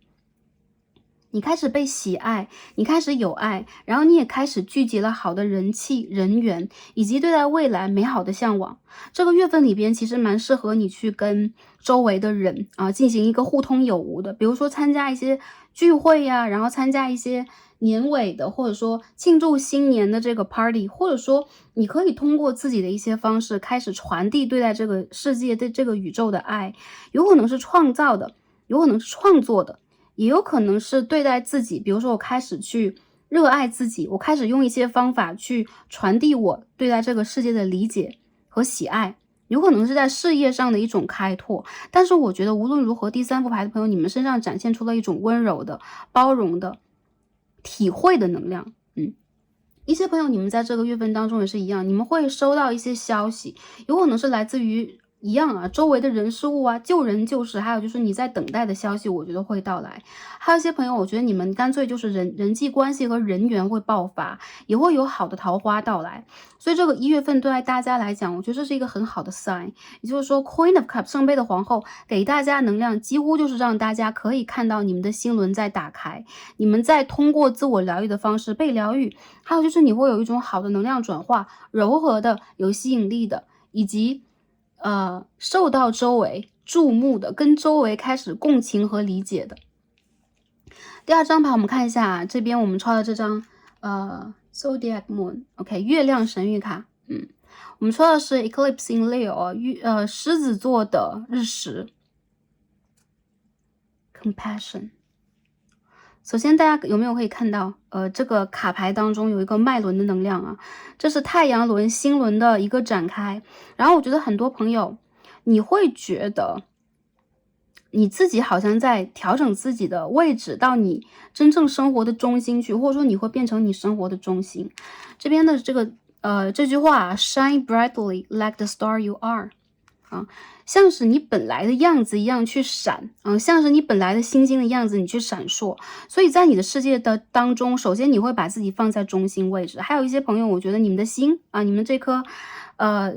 爱心吧，就是你身体中间这个心轮，心脏周围的位置开始暖，然后你会发现，其实你开始去共情和理解很多你周围的人事物，然后他们因为你的共情理解以及这种包容的一个能量，在往你的世界聚拢。一些朋友，我觉得你们会成为众人的一些焦点，还有就是你会发现，其实你的世界里边开始出现了温暖，开始出现了爱，你开始重新让自己闪了起来。有很多朋友，我觉得1月份对你来讲是一个蛮不错的月份呢。你会让自己耐心、温柔，以及充满了一种包容力和慈悲。再者就是这种能量，它并不是一种我让自己站在别人的背后，我再去包容这个事件的能量。相反的，你会让自己成为众人的中心，因为很多人会因为你身上这种温暖、这种爱、这种创造力，开始向你靠拢。所以我觉得这副牌的朋友，其实整个的1月当中，你会发现啊，其实宇宙给了你很多祝福，也给了你很多的帮助，有可能在之前的一个阶段没有完全被显化出来，或者说在其他的部分在一点点的显化，但是我觉得整个的这个月份里边会给大家还不错的一种能量，起码是可以耐心的，可以去稳定的，可以去爱的这样的一个状态。好，那我们整体这个能量解读到这里，下面我们开始洗牌，我们一起来看一下啊，整体的运势是什么样的？再解释一下啊，这个狮子座的日食啊，首先狮子座的守护行星就是太阳，并且如果出现了一个日食在这个地方，代表能量非常的巨大，所以很多朋友我觉得你们会有一种蜕变，找回自己的蜕变，彰显自己的蜕变，有一种王者气息的蜕变，而这种蜕变呢，它同时也是温柔的，不是具有侵略性的。所以很多朋友我觉得你们会让自己在这个过程里边从自信开始去进行包容。所以第一点，我觉得很多朋友你们是自信的，你们是理解自己的，而且你们是喜爱自己的。好，我们看一下整体能量是什么样的。有些朋友你们会跟高我有更多的连接哦。好，看一下第3副牌的朋友的1月整体能量 Nine of Swords in reverse 啊，逆位的宝剑9号。哇哦 The Fool in reverse 逆位的愚人牌。第3张牌看一下什么掉出来了，掉来太多啊，我们继续再抽一张 Ace of Pentacles。 很清晰啊，很简明哦。整个的1月里边啊，其实过了这个圣诞，过了这个冬至，有很多朋友就会感受到这自己之前一直想不明白的，或者说也纠结过几天，也有那种有一些能量在收尾的状态，也做过一些梦啊，来来回回反反复复的。你们会在这个阶段里边渐渐去放下这种纠结。我觉得很多朋友你们有可能在之前的1个月或者半年左右啊，经历过某一个事件，还是让你有可能震动蛮大的，有可能是突然的事件，有可能是对你来讲 Oh my god 这边是 Ten of Swords 不过是逆位啊，对你来讲其实是很大的一种改变转折。比如说你要离开一个工作啊，你要离开一段感情啊，你要离开一个阶段，但是呢这些痛苦其实都已经过去了，对你来讲其实一个完全新的旅程，甚至是一个新的 offer 已经在你的生活当中了。有很多朋友我觉得对你们来讲，你们是不经意的踏上这个旅程的，自己有可能也没有计划过，或者说你曾经暗暗的许过愿望，暗暗的下定过一些决心，但是迟迟的你没有往前去走，没有移动到这个旅程当中，甚至你也用过一些很漫无目的的方式去排解自己的，比如说心灵的压力啊，排解自己心灵的伤痛啊，或者说焦虑啊，或者说一种无依无靠的感觉全部都算。那我觉得其实第3副牌的朋友一个很好的 sign 就是宇宙给了你一个 offer 从天而降一颗幸运金币，好吧。所以整个的1月份当中，你会发现，首先你很踏实的可以收到一些礼物啊，宇宙真的给你的礼物和信号，比如说一份好的工作，比如说一个不错的 offer， 一个不错的连接，或者说你会看到一个不错的可能性，在一个遥远的未来，一个漫长的阶段里边，你都可以去实现的一个方向，你在1月份会找到。还有就是我觉得你会脱离之前一个漫无目的的旅程，这个漫无目的旅程有可能是比如说我结束了一种形态，我在这个形态的中间保持了一种模糊状态，一个暧昧状态。比如说黑和白的中间，我有一个变形时期，这个时期有可能是丑小鸭开始蜕变自己的羽毛变成白天鹅，那中间这个变形阶段有可能是你不想让周围看到的，你不想面对自己的，你不想去面对的这个环境方面给你的一些转化，你需要去做的一些改变、选择等等。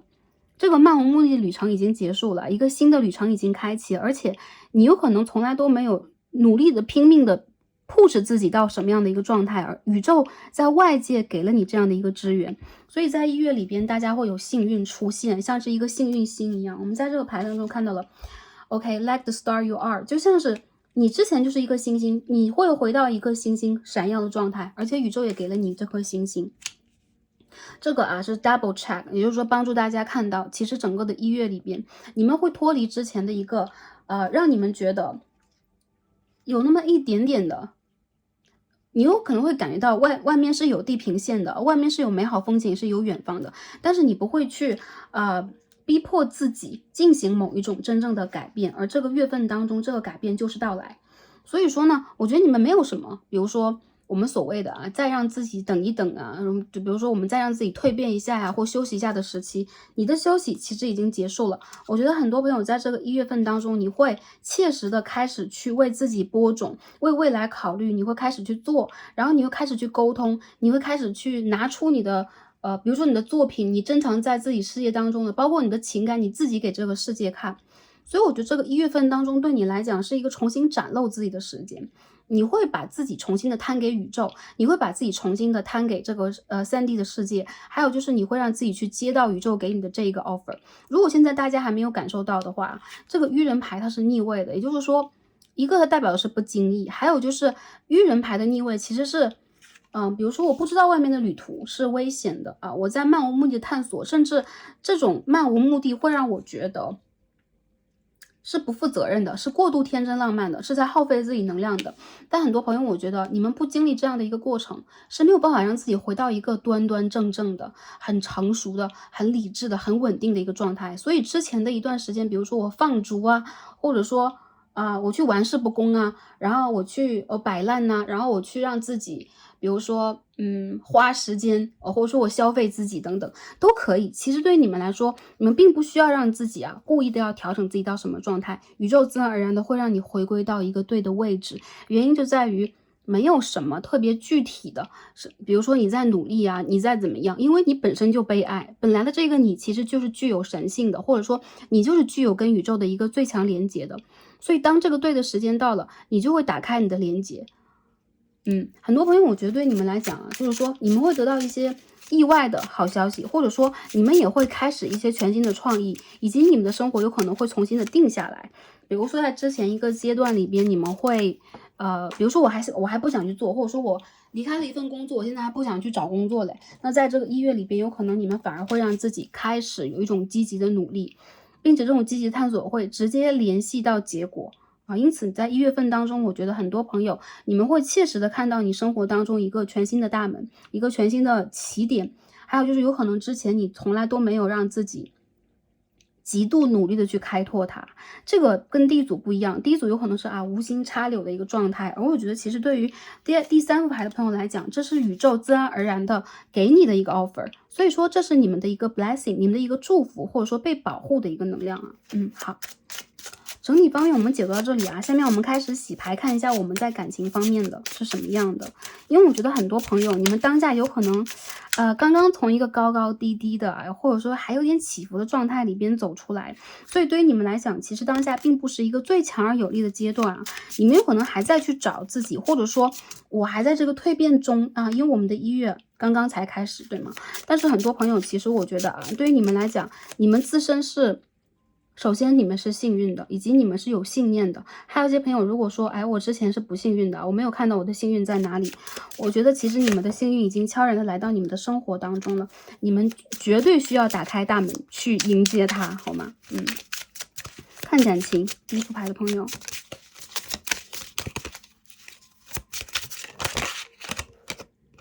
Three of Wands in reverse， 逆位的权杖3号，继续看一下啊，感情方面的牌。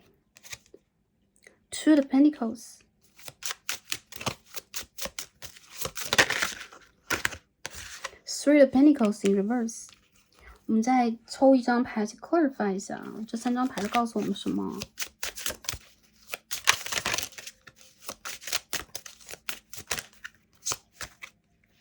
？Nine of Wands。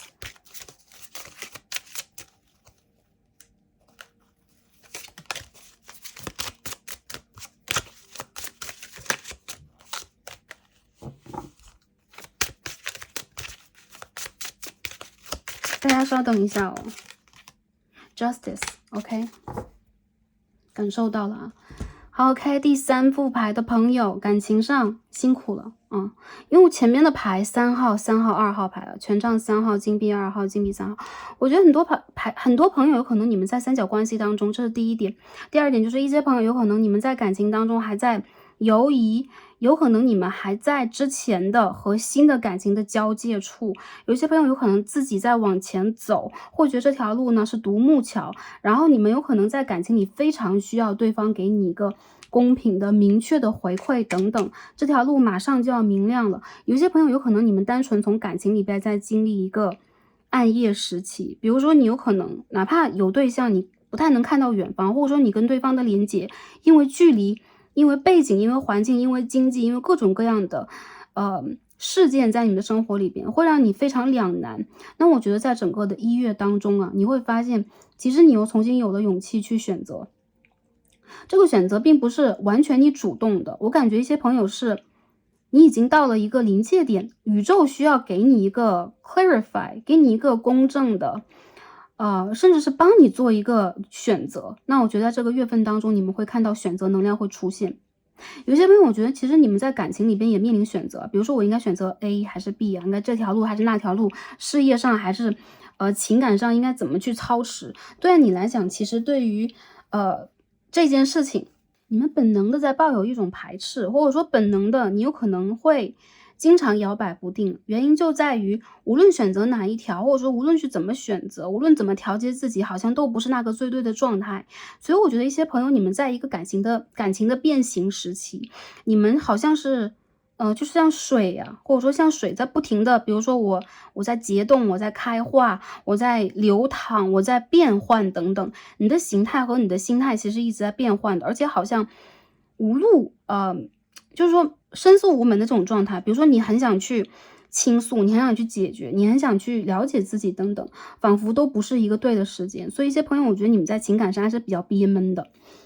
一些朋友面临着异地选择，比如说我这个人在异地蛮远的一个地方，然后我就不知道跟对方应该如何去解决这个问题。还有一些朋友可能对于未来，对于2个人的这个交往前景啊，对于你们这个关系的前景等等，存在着一些矛盾感。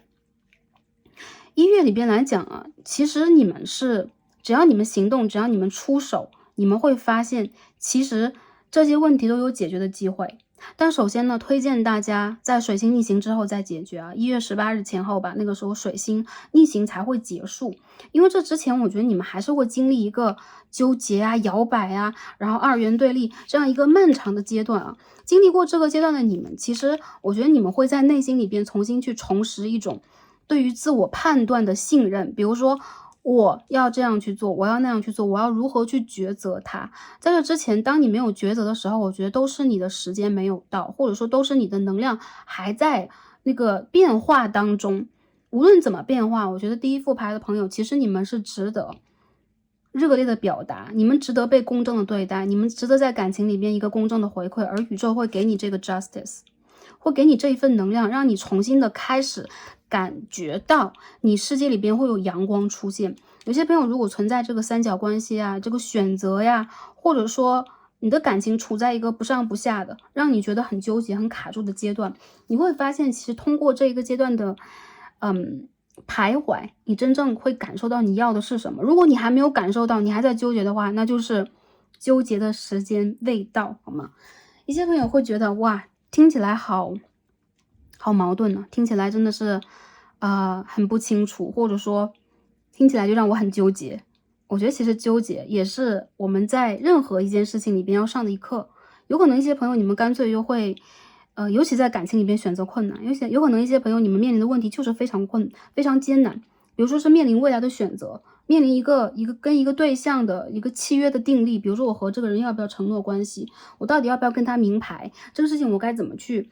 呃，决定等等啊。那我觉得在这个1月份的末尾的这个阶段1月尾，其实对于你来说就是一个明确的时机，明牌的时机啊，已经马上就要到了。稳定交往当中的朋友，我觉得对于你们来说，其实当下这个金钱呐，然后关于未来或者说，家庭成员的照顾，小孩，或者说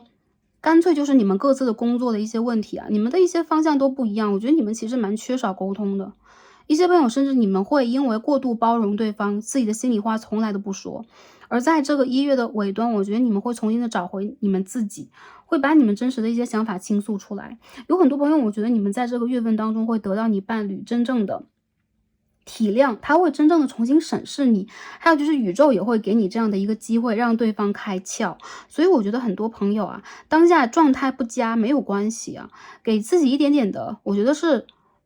时间去回归你自己的一个能量，这是非常重要的。照顾好自己，照顾好你的能量去重新闪光。因为这种吸引力啊，不管是几次吸引，不管是2次吸引、3次吸引，只要你能够去展现出来一个真正是你的方式，我觉得对方他都会去重新感受到你身上的魅力，以及需要对你投注的，或者说需要在你世界里边跟你平衡的。比如说你之前是操心很多的，你是很卡的，你是很艰难，或者这个阶段里边你会觉得你付出的比较多一点，我觉得宇宙会给你一个很公平的回馈。那如果是单纯关于金钱呢，其实你们个人的金钱问题的解决，在这1月份就会出现了。所以说，比如说这个金钱来自于投资方啊，来自于工作，来自于家人的支援都有可能。但无论如何，我觉得对于你们来讲，你们会解决你们人生当中也包括感情里边的这个让你纠结的问题。一些朋友如果是暧昧啊、三角恋情啊，当下处在卡住的关系当中，我觉得这个第3副牌的朋友还是蛮多的。但同时我感觉到呢，对方其实是蛮想跟你解决问题的。如果你也真的是拿出了这样的一种勇气，我觉得大胆面对这个问题啊，这个问题会在月尾的时候迎刃而解，面临解决的一些机会。还有一些朋友，如果你和对方真的是关于合作、关于未来、关于你们两个人的前途和前景没有办法达成一个统一的话，这也是你们去重新确认自己、彰显自己的时间。如果之前你一直是我不想面对的，或者说我一直是那我闭着眼睛，对方帮我做选择就好，或者说好我做了选择，然后对方仿佛也没有什么反应等等啊。这个1月份的阶段对待你们来说就是再坚持一下，你们需要让自己自信起来，因为你们在感情里边啊，感情里边就是2个个体嘛。那2个人如果需要平衡的话，无疑就是对方和你的能量要达到一种稳定。我觉得在这个能量当中，你们再去找回自己，而不是在感情当中迷失。这一次是让你们找回自己的旅途，所以找回你们自己之后，你们自然而然会感觉到你要的是什么。对方如果能够给你的话，你们会大胆的往前走；如果对方无法给你的话，你们也会非常释然的去拿出你们的自信，去理解这件事情，也去理解自己，平衡你们的脉轮。一些朋友，我觉得你们会在月尾的时候得到 offer， 就是感情里边，我觉得对方还是会给你一个蛮明确的答复的。比如说之前你们2个人的事情真的是一直很纠结等等，这个答案我觉得已经要跃然纸上了。当然很多朋友，我觉得你们在感情里如果在暧昧关系当中的话也是一样的，经历过一个时间的纠结，一个互相承诺的阶段已经快要来临，而你们2个人有可能也开始了去理解你们各自的远方是什么样的，去共情对方，为了感情而共同争取。所以说这种团结的向上的能量会出现。一些朋友如果当下是在这种分手阶段呢，在等前任之类的，我觉得你们是在一股新和旧的临界点里边，你们不知道应该往前走还是往后退啊。当然宇宙给我们的这些课题几乎上时间上来讲，我们也是不可逆的嘛，3D 世界的时间。所以说往前去走，一定是往前去走，找回你们自己。无论旧人会不会出现，我觉得一部分的朋友啊，其实宇宙在鼓励你们，在一些时间里边不让旧人出现和跟你连接，反而对你是一种保护。所以你们非常需要去找回你们内心小孩，共情到你们自己，去疼爱你们自己，理解你们的感受。这个时候我觉得宇宙才会给你一种巨大的能量，让你去正视你的魅力和在感情当中你的需求，以及跟对方有这样的一个好的商榷啊、商谈等等。所以如果一些朋友想要去看一下旧人会不会联络，我觉得几率不大。但如果一些朋友真的是在联络中，或者说你有可能会有一些想法是你希望自己能够去产生一些行动的话，那我觉得在月尾有可能是一个好的时间段，你们可以去行动。但是更多的朋友还是鼓励大家需要去回到你们的原始的一个好的状态，回归到那种我本来在感情里边的一个能量场。对，整理好自己，有可能你们才会发现真正的你想要的是什么。一些面临三角关系我觉得这个月份当中其实是有一定的解决机会的，但是我觉得不到那个对的时间，一切都非常的卡，而你们的能量让我感觉到了对的时间，什么都会非常的快。所以我觉得你们有可能还需要让自己再给自己一点时间，而不是说去催促对方等待对方等等。你们需要做的还是去照顾好自己。有一些朋友我觉得在这个月份当中有可能发生的事情真的没有那么多，甚至一大部分时间什么也没发生，还是跟以前一样。但是你们的许愿，你们对待自己积极的态度，其实是会作用到未来3个月当中宇宙给你们的回馈。所以我看到其实对待你们来讲，你们正在去学习的，正在让自己去接触的，甚至周围的人的能量，其实对于你们来讲都是会对你们有很大的一些影响。所以说这些影响是需要大家去规避掉一些负面的，迎接到一些正面的这样的一个状况。一些朋友如果你们现在是一个单身状态，然后我感觉到你们当下其实对待感情和对待自己的这种不确信蛮强的，或者说分身乏术我现在在工作，我现在已经没得心情去谈恋爱，但是对待感情还是会有一定的期待。我觉得一些朋友你们需要先肯定的是你们个人的价值，其实你们是非常有价值的人，有可能当下只是状态不佳，不在这个能量场当中。很多朋友我觉得你们就是要关爱自己，通过这样的一个方法，你们会打开自己，而不是说把自己只困在自己的一个世界里边。有很多朋友你们会通过外出社交或者说会议跟人真实的见面，开始去看到一些对你有热情的人，真正的用一个真实的面对面的方式。还有一些朋友其实如果你们出现在公众的场合和环境当中，你会发现感情是有很多很热烈的契机的。所以说如果单身的朋友想要去有桃花的话，一定要往有社交的地方走。一些朋友有可能是网络社交等等都算但一些朋友我觉得你们还是需要去，要不然就是你们会有很极端的情况，要么我什么都不要，我不选，要不然你就会让自己蛮选择困难的。所以说我觉得其实你们内心当中正在期待的有可能是自己能量的一种扩展，而真的不是某一个特定的对象。如果你真的是问，有可能我纠结于前任，我纠结于很多事情等等，但是其实我认为当下你们的纠结是你们找自己的这个问题。所以这是感情里边我可以帮大家看到的。一些朋友你们是水象的，你们是火象的，有一些朋友你们有天平的元素，有土象元素在身上，其实这个月份当中我觉得你们会有比较良好的一个公众形象，吸引到周围的人如果是桃花的话，我觉得月尾是会有的，但是你们还是需要首先看一下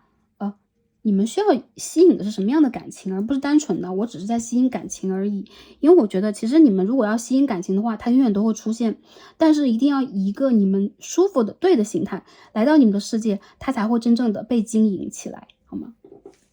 看一下我们今天抽的神谕卡第22张，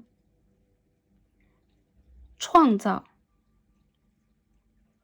创新、尝试这是第22张，这是一套法语的神谕卡。我感觉到很多朋友这张牌和这个 Queen of Cups and Justice 形态上是有点相似的你看到这女神手上好像有一个心形的灵摆我觉得对于大家来说，其实这个月份里边，你们的感受、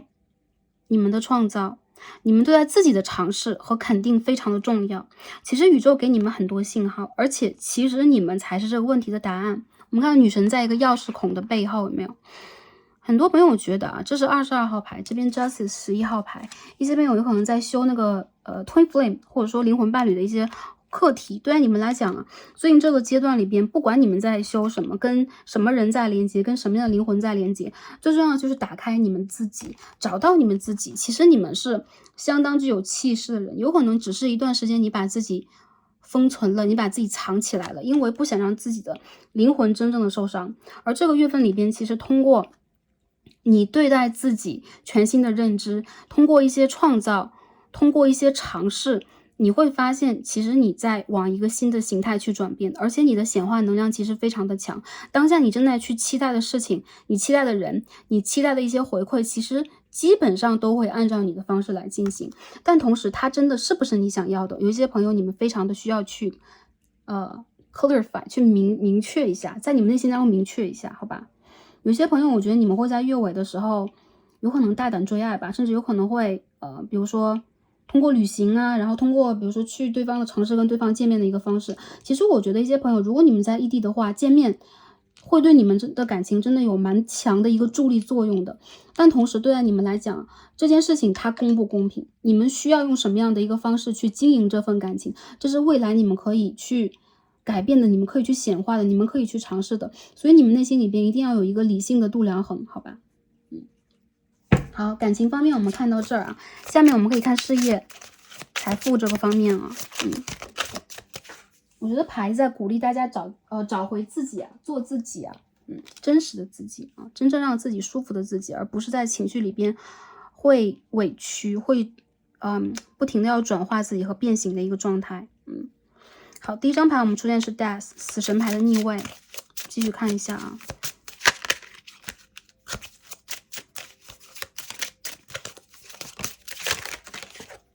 Magician in reverse, Ten of Swords in reverse。刚刚我们出现这张宝剑的10号啊，有很多朋友，我觉得你们好像在当下这个阶段呢 ，Devil， 你们无法去避免一些事情的来临，特别是这个1月份当中，有一些朋友有可能面临的是契约的结束啊，有可能你们会收到一些新的消息啊，有可能你们当下在等的一些机会在拖延，或者对你们来讲，你们其实确确实实在进行着一些尝试，但是感觉能量、感觉回馈都不是很大。因为 Magician 的逆位让我觉得第3副牌的朋友，你们在这个月份里边多少有一些疲倦，或者说你们的焦点有点模糊。比如说你会过度的注重某一件事情而忽略掉另外的一件，比如说我过度的注重项目 A， 而我忽略了项目 B。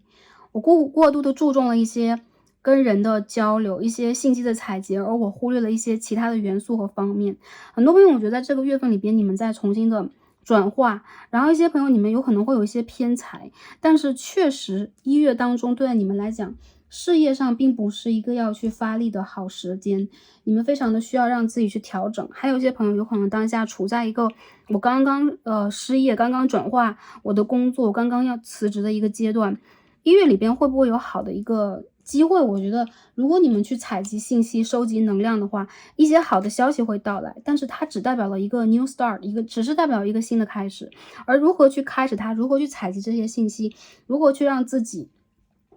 在这个阶段里边掌握这个局势啊，其实你们越是去掌握和控制，你们就会越累。相反的，你们非常需要让自己在这个阶段里边多去学，多去了解，多去尝试。通过这些尝试，我觉得你们会让自己到一个新的状态里边。很多朋友，我觉得你们在月尾到2月之间会有新的 offer 出现。如果在找工作的话，如果在看项目的话，我觉得一些事情是你们无法控制的，越控制你们反而越累。要用聪明的方式去跟对方交流，要去看到一些新的消息，包括小道消息，多去看一看，你会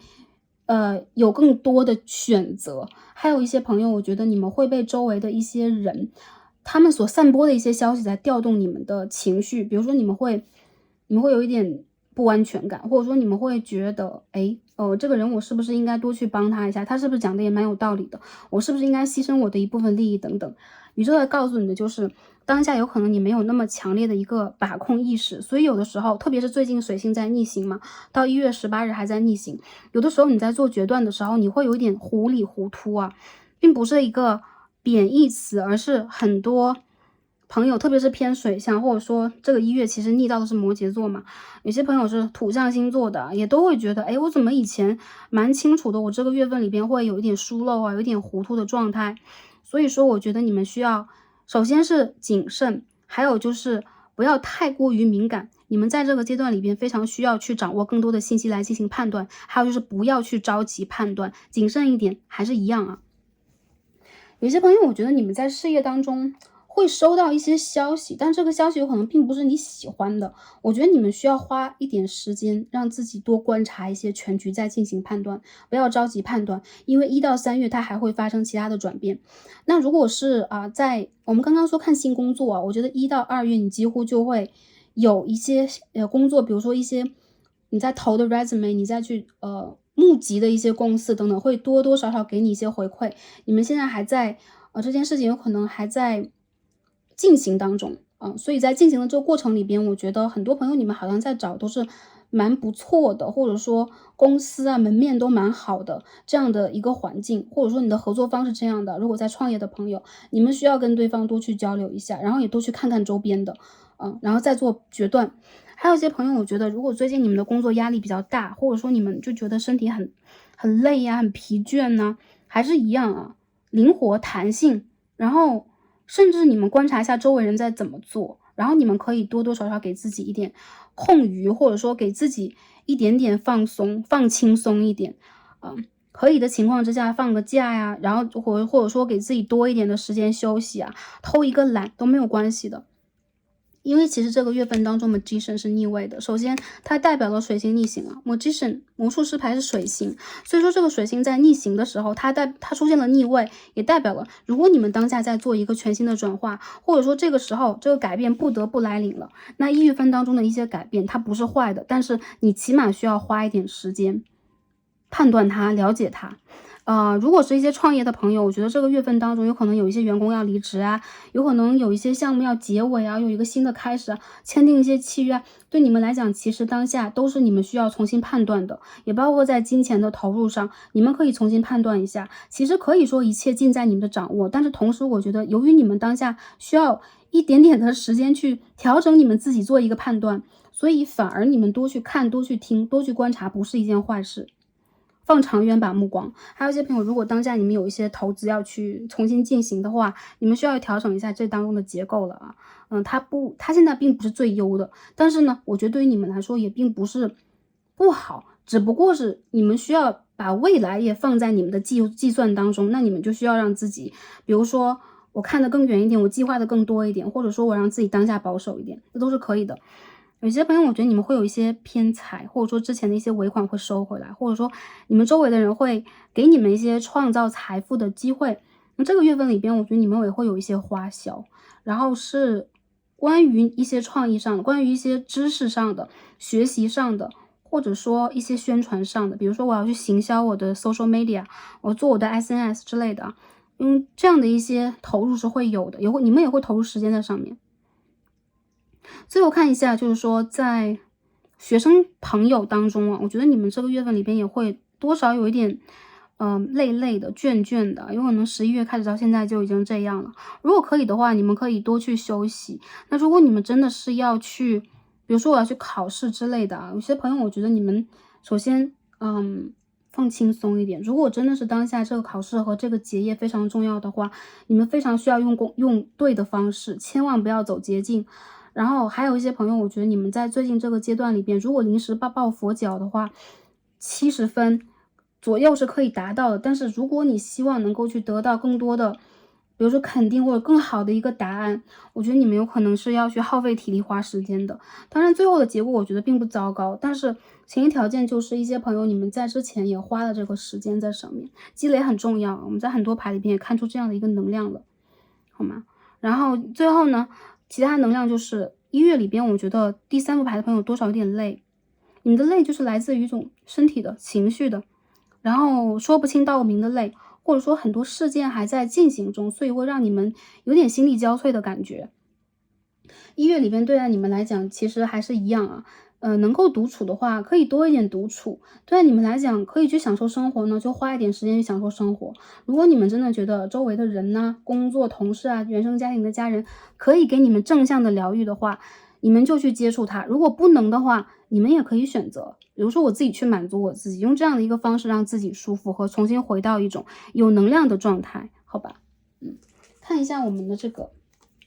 天使卡sensitivity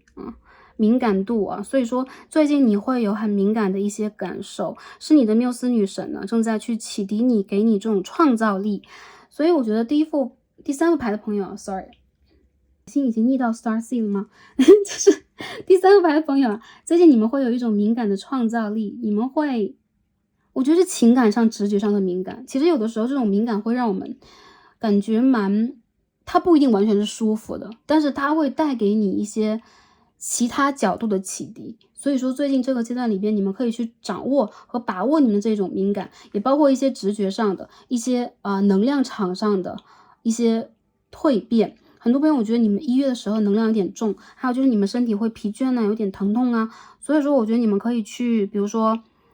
晒太阳啊，然后你们可以去通过打开心轮的方式稳定你们自己，还有就是你们可以去做一些按摩呀，然后做一些 SPA， 然后不要经常的熬夜，这样的方式就可以。还有就看一些幽默剧啊，比如说追一个剧啊，看一个让你可以轻松的东西，这些都是可以去调节你能量的一些方式啊。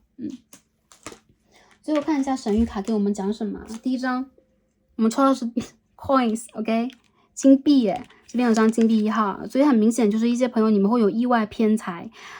一些朋友你们会有这个比如说抽奖中奖等等啊，买彩券你们会有这个得奖几率啊，因为1月我觉得是个偏财月份，很多朋友我觉得你们的这个财运指数会越来越走好。当然了，如果还是一样啊，这副牌其实也出现了一样的能量，就是无心插柳，就是有些事情如果你计划的想的太多，它反而不一定实现，但是其实你是有一个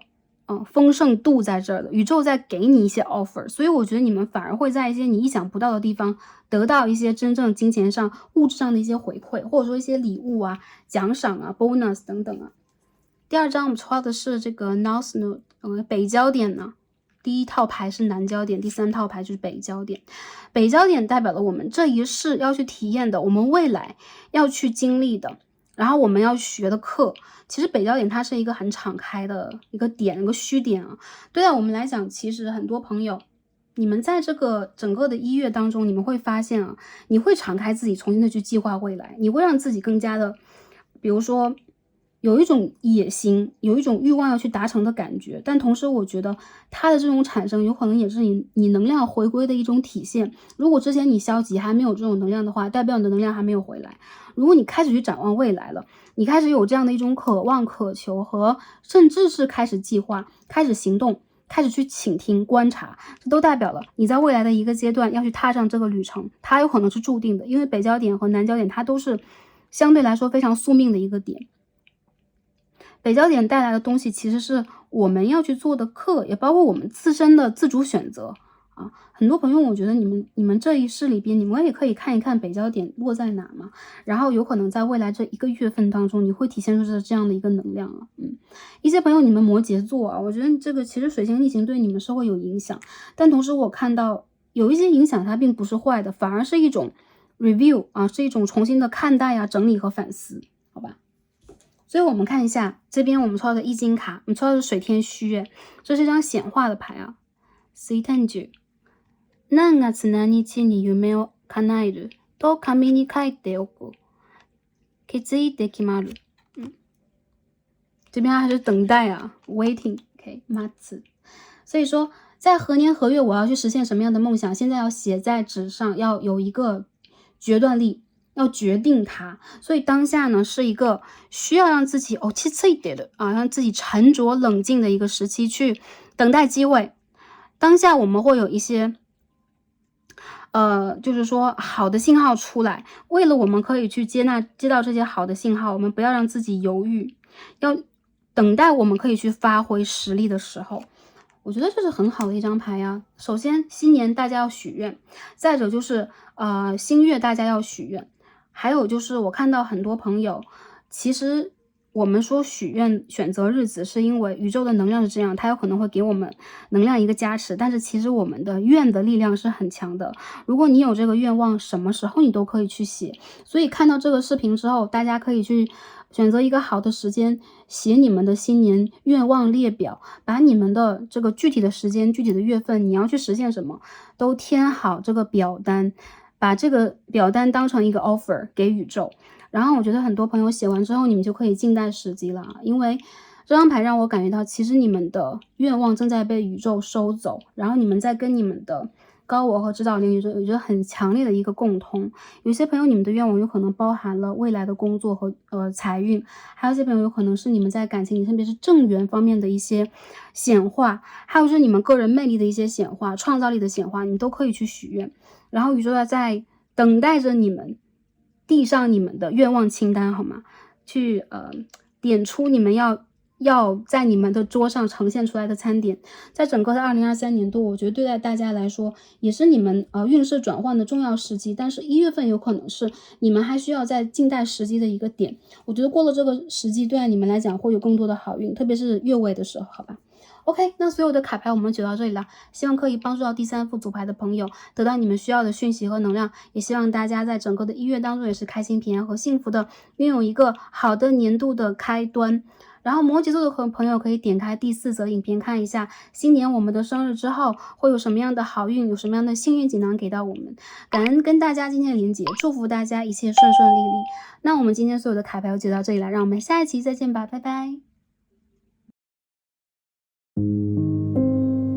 首先祝福点开这一则影片的摩羯座宝宝们生日快乐，在新的一个年度当中心愿达成，很感恩跟大家在这里有一个能量的连结，祝福大家的身心灵状态都是完整的平和的，在新的一个年度当中都有更高的频率去迎接到我们生命当中更好的一个单元和更好的一个开始。OK， 那今天呢，我们会通过塔罗的方式帮大家一起来看一下，在整个的一个新的年度当中，我们会有什么样的运势转换呢？宇宙给我们的祝福以及指引是什么？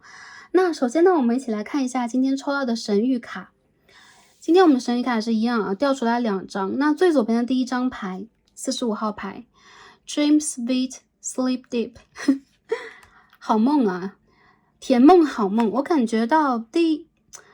Sorry， 这是摩羯座的宝宝啊，不是第4组。我觉得摩羯座的宝宝们，你们有可能在当下这一个阶段，多少会处在一个睡眠不稳定，或者说你们会比较难入睡、多梦的一个状态啊。对于你们来讲，有可能你们会有很多忧心事，或者说你们的作息、你们的生理状态、你们的频率等等，因为外界的一些干扰，因为磁场、因为压力等等复杂的一些问题，会让你们多少有一些睡眠问题。OK， 那这个 sleep disorder 啊，对你们来讲，如果睡眠出现了紊乱的话，无疑新的一个年度给大家第一份礼物就是你们会有好的睡眠，你们会有好的睡眠质量、睡眠品质，还有就是你们的梦中会有你们的守护灵帮你们去守护。所以说，如果之前做噩梦了，如果你们在睡眠的这件事上多少会有一些顾虑的话，很切实一张卡牌会告诉大家，其实你们也会因为你们的好梦啊，因为你们在梦当中看到的一些 sign、一些现象、一些符号，会有一些幸运的这个指引出现。我觉得其实对于你们来讲，你们会有更加美好的梦想，在你的梦境当中被显化出来。你会发现，其实你对于某一件事情，对于某一些人事物是依旧有热情，并且可以在未来这个阶段让它变得更加的显著的在你的生活当中发生的。这是第一个，我们因为 Starseed 是上升摩羯啊，所以说这张牌对于我来讲同样也非常重要，不知道是不是可以连接到大家，也帮助到大家，因为好有趣啊，第一次抽到这一张牌。第2张牌掉出来是 friendship。 OK， 在新的一个年度当中，你会有美好的友情以及贵人来到你的生活当中，你的朋友既是你的贵人，你会通过你们的共享、你们的表达、你们创造的一些温馨的快乐的瞬间，可以去建立更良好的一些互相连接。如果一些朋友，我觉得摩羯座的朋友，其实你们对于友情是比较宁缺毋滥的，我能够感受到，其实在你们的生命当中，有可能友情占有非常重要的一个单元，但是你不会轻易的把这件事情就转嫁到某一个人群或某一个人的身上。对于你来讲，诚挚的、真诚的连接和友情，以及互相可以去共同成长，去见证到彼此成熟，或见证到彼此梦想中友情，才是真正有质量的。所以在未来的这一个新阶段里边啊，这个2023年宇宙会把友情这件事情带到你的生活当中。如果之前你还是一座孤岛，如果你之前还是在为了你的梦想、你的生活、你的种种的事件啊，再去比如说独自抗争、独自奋斗，或者说你对于跟周围的共情和表达，其实一段时间已经缺乏了一个连结状态的话，2023年其实是一个重新迈开你友谊之门的一个新开始。很多朋友啊，其实2023年我们经过了上一个年度当中的这个土星的逆行啊，然后我们会有很多课题啊，有很多功课直接砸到了我们这个土星的上面，包括这次水星逆行也给我们摩羯座的宝宝蛮多的一些就是说能量上的改变，或者说波动或推动的。但我觉得其实大家在上一个阶段当中的成熟和成长，也帮助了你们真正的面对了你们自己，看到了一些现状和你们的成熟。我觉得对于你们来讲，其实不管是你们去结交朋友，还是朋友来结交你们，其实你们是相当值得被尊重、值得被珍视的朋友。所以有很多人他们会因为你的这一种品质，因为你的这一种与众不同，来主动的成为你的好朋友。我觉得很多朋友啊，除了人物是你的朋友以外，动物和你身边的指导灵，他们也是你的好朋友。所以你会发现有很多美好的瞬间，可以去分享的瞬间，是会在2023年相当宝贵的，以及是跟友情这个词语是有连结的。其实在我们的人生当中，有可能感情、亲情很重要，但是友情绝对占有非常大的一个比例，以及能够去共情到你们，能够去理解到你们的人，其实是一定能够走到你们的心灵世界的。所以我觉得这个2023年度对待你们来讲，你们会有全新的一种安全感，全新的一种归属感。它来源于不只是你们跟外界，比如说物质上的、事业上的连接，感情上的连接，它也是出自于一种纯洁的友情。还有一些朋友有可能会在友情当中去发展出来爱情的种子啊。整个的2023年度对你们来讲，其实是会让你们的身心灵状态，还有就是你们跟人的连接更加平稳和深邃的一个年度。我感觉到其实你们的情绪会受到疗愈，以及受到一些好的影响，而不是说因为友情，因为我们跟人的连接在被往负面的方向去带动，好吗？好，这是前2张牌给我们的这个能量啊，感觉这2张牌都蛮特别的。那我们一起抽牌，看我们的塔罗给我们什么样的这个能量的指引啊？看一下我们整个的2023年度是什么样的。Six of Cups， 首先是一张圣杯的6号。好，我们收到这个礼物是什么样的啊？哎，第2张牌飞出来了 ，Knight of Swords。哎，这2张牌很像哎。OK，Knight of Swords， 宝剑的9号哎。跟我们的睡眠和我们的休息和我们的梦境是有关系的。我们再继续看一下这个礼物是什么。哎，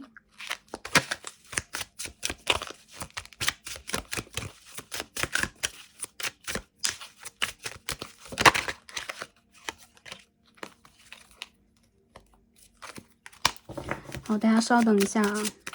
我们再洗一张牌出来。The Sun。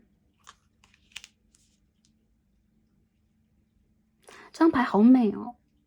我很喜欢这个牌的能量啊。各位摩羯座宝宝们啊，首先我看到啊，你们的亲人，尤其是逝去的亲人、宠物、最爱你的家人，或者说那个最爱你的这个伴侣等等，他们会通过梦境的方式来连接你，给予你抚慰。你很多的纠结，你很多的能量的缺失，会真正的在你的睡眠之际，在另外的一个，比如说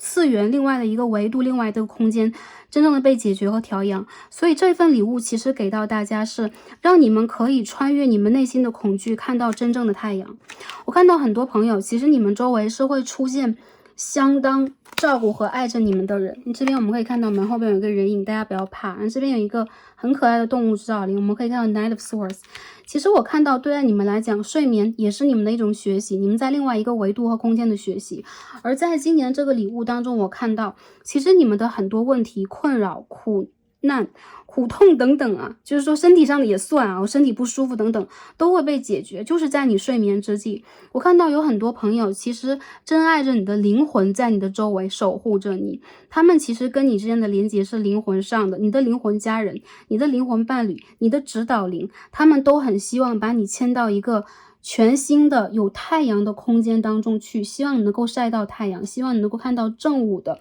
热烈的跟你的心轮有连接的源源不断这个能量场。很多朋友我觉得其实你们之前很纠结的某一种问题，你内心当中的痛苦，你放不下的人事物，你最初的最纯洁的感情，其实都是可以被复原的。这种复原不一定是在3D 世界当中这个时间倒流了，而是你会在这个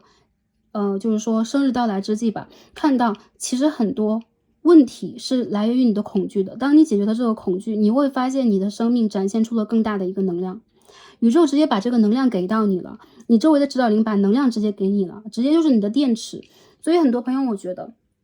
你们会把之前的阴霾纠结一扫而空，甚至是你的疲倦等等，你会发现其实在你的生命里边有着非常全新的不一样的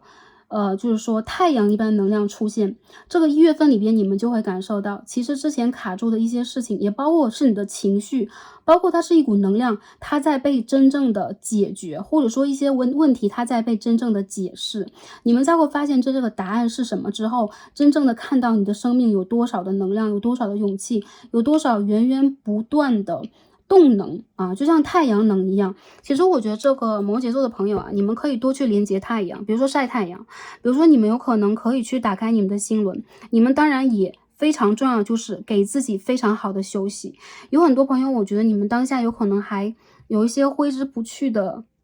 伤痕，我觉得这只是一种伤痕而已啊，在你的灵魂深处有可能没有被完全的净化。比如说我之前经历过情伤，我之前经历过某一阶段的震动，哪怕你现在站在太阳下，你现在处在的是一个稳定状态里边，你有可能也会有一种心有余悸的状态。我觉得其实你们的这种能量正在被你的指导灵拿走，也就是说，其实在你真正的安歇，在你真正的去调养自己，在你真正的不经意的时候，你会发现其实你在被很好的照顾着，以及你周围的能量正在得到最大的最好的改变啊，我就是阳性的改变和转化，你的世界正在从阴转到阳，所以这个阳代表了这个 shining 啊 ，OK， 不是其他的阳性啊，不是这个 positive， 而是你们在你们的世界里边会发现，其实很多事情你会完全的被太阳照亮之后，它不会有那么多的阴影，它不会有那么多让你顾虑的部分，还有就是你会成为这个太阳的本身。所以我觉得很多的这个摩羯座的朋友啊，新的一年到来了，你会让自己真正的看到你的世界里边，你想要去透彻的看到什么，感受到什么，连接到什么啊？你的梦境也会给你非常明确的一些能量，或者说一种探索的能量啊。这边是一个金币的5号，很多朋友我觉得啊，对于你们来说，有可能你们在这个阶段里边也在去寻求一种经济上的更加的安稳和稳定，也是事业上的，或者说你们有可能再去成为你们事业的领导者啊。这边是 King of Wands，Five of Pentacles， 也就是说，你会让自己在之前的一些，不管是情感的，还是物质上的，还是你在你的世界里边去寻找的一种价值感缺失的部分啊，你都会让自己变得更加丰盛。这个让你去改变的人是你自己。你有一个，你的世界里边有一个太阳之神，因为这边是太阳，这边是权杖国王，也就是说，他有可能不是你。有些男生朋友有可能他就是你自己，有一些女生朋友他有可能是你原生的这个灵魂家族的指导灵，有可能是你的源头等等。你会在你的事业当中得到这个阳性的能量，看到你被保护，看到你被指引，看到你在被真正的祝福。很多朋友啊，这个 clarity Ace of Swords 是一张逆位的啊，其实逆位的宝剑1号永远都代表一种断舍离。我觉得你们会把自己从一些负面的阴性的，或者说你完成了一部分的阴影工作之后，你会让自己抽离出来，你会让自己从一种匮乏的，或者说恐惧自己是匮乏那种状态里边走出来。因为你们会发现你们的世界里边其实是被保护的，你们是被热爱的，你们是甚至是被爱戴的啊。有一些朋友我觉得你们会让自己真正的往一个积极的方面去探索，而不让自己往回看。我们看到这个国王的眼神在往这个金币5号去看啊，他手上拿着一个权杖在告诉你啊，斩断它。所以说你的世界的阳性守护神，你事业当中的男神在告诉你，你需要去把自己内心当中真正的匮乏感，你最深处的恐惧断舍离掉，这是你这个生日之际可以去做到的。所以看完这个视频之后，大家可以去，你们可以去写一个愿望清单，也可以去写一个断舍离清单。比如说我在新的年度，我要去让自己抛弃一些恐惧的情节，比如说我在物质上是不丰盛的这种恐惧，我在情感上是不被爱的恐惧，我是孤单的这种恐惧，我无法去引导和显化我的人生的恐惧，我无法去成为领导的这种恐惧。其实你就是你事业这个 leadership， 你可以去完全去变成你事业当中这个 leader， 去引发你未来一切的阳性事件的来临。比如说工作上的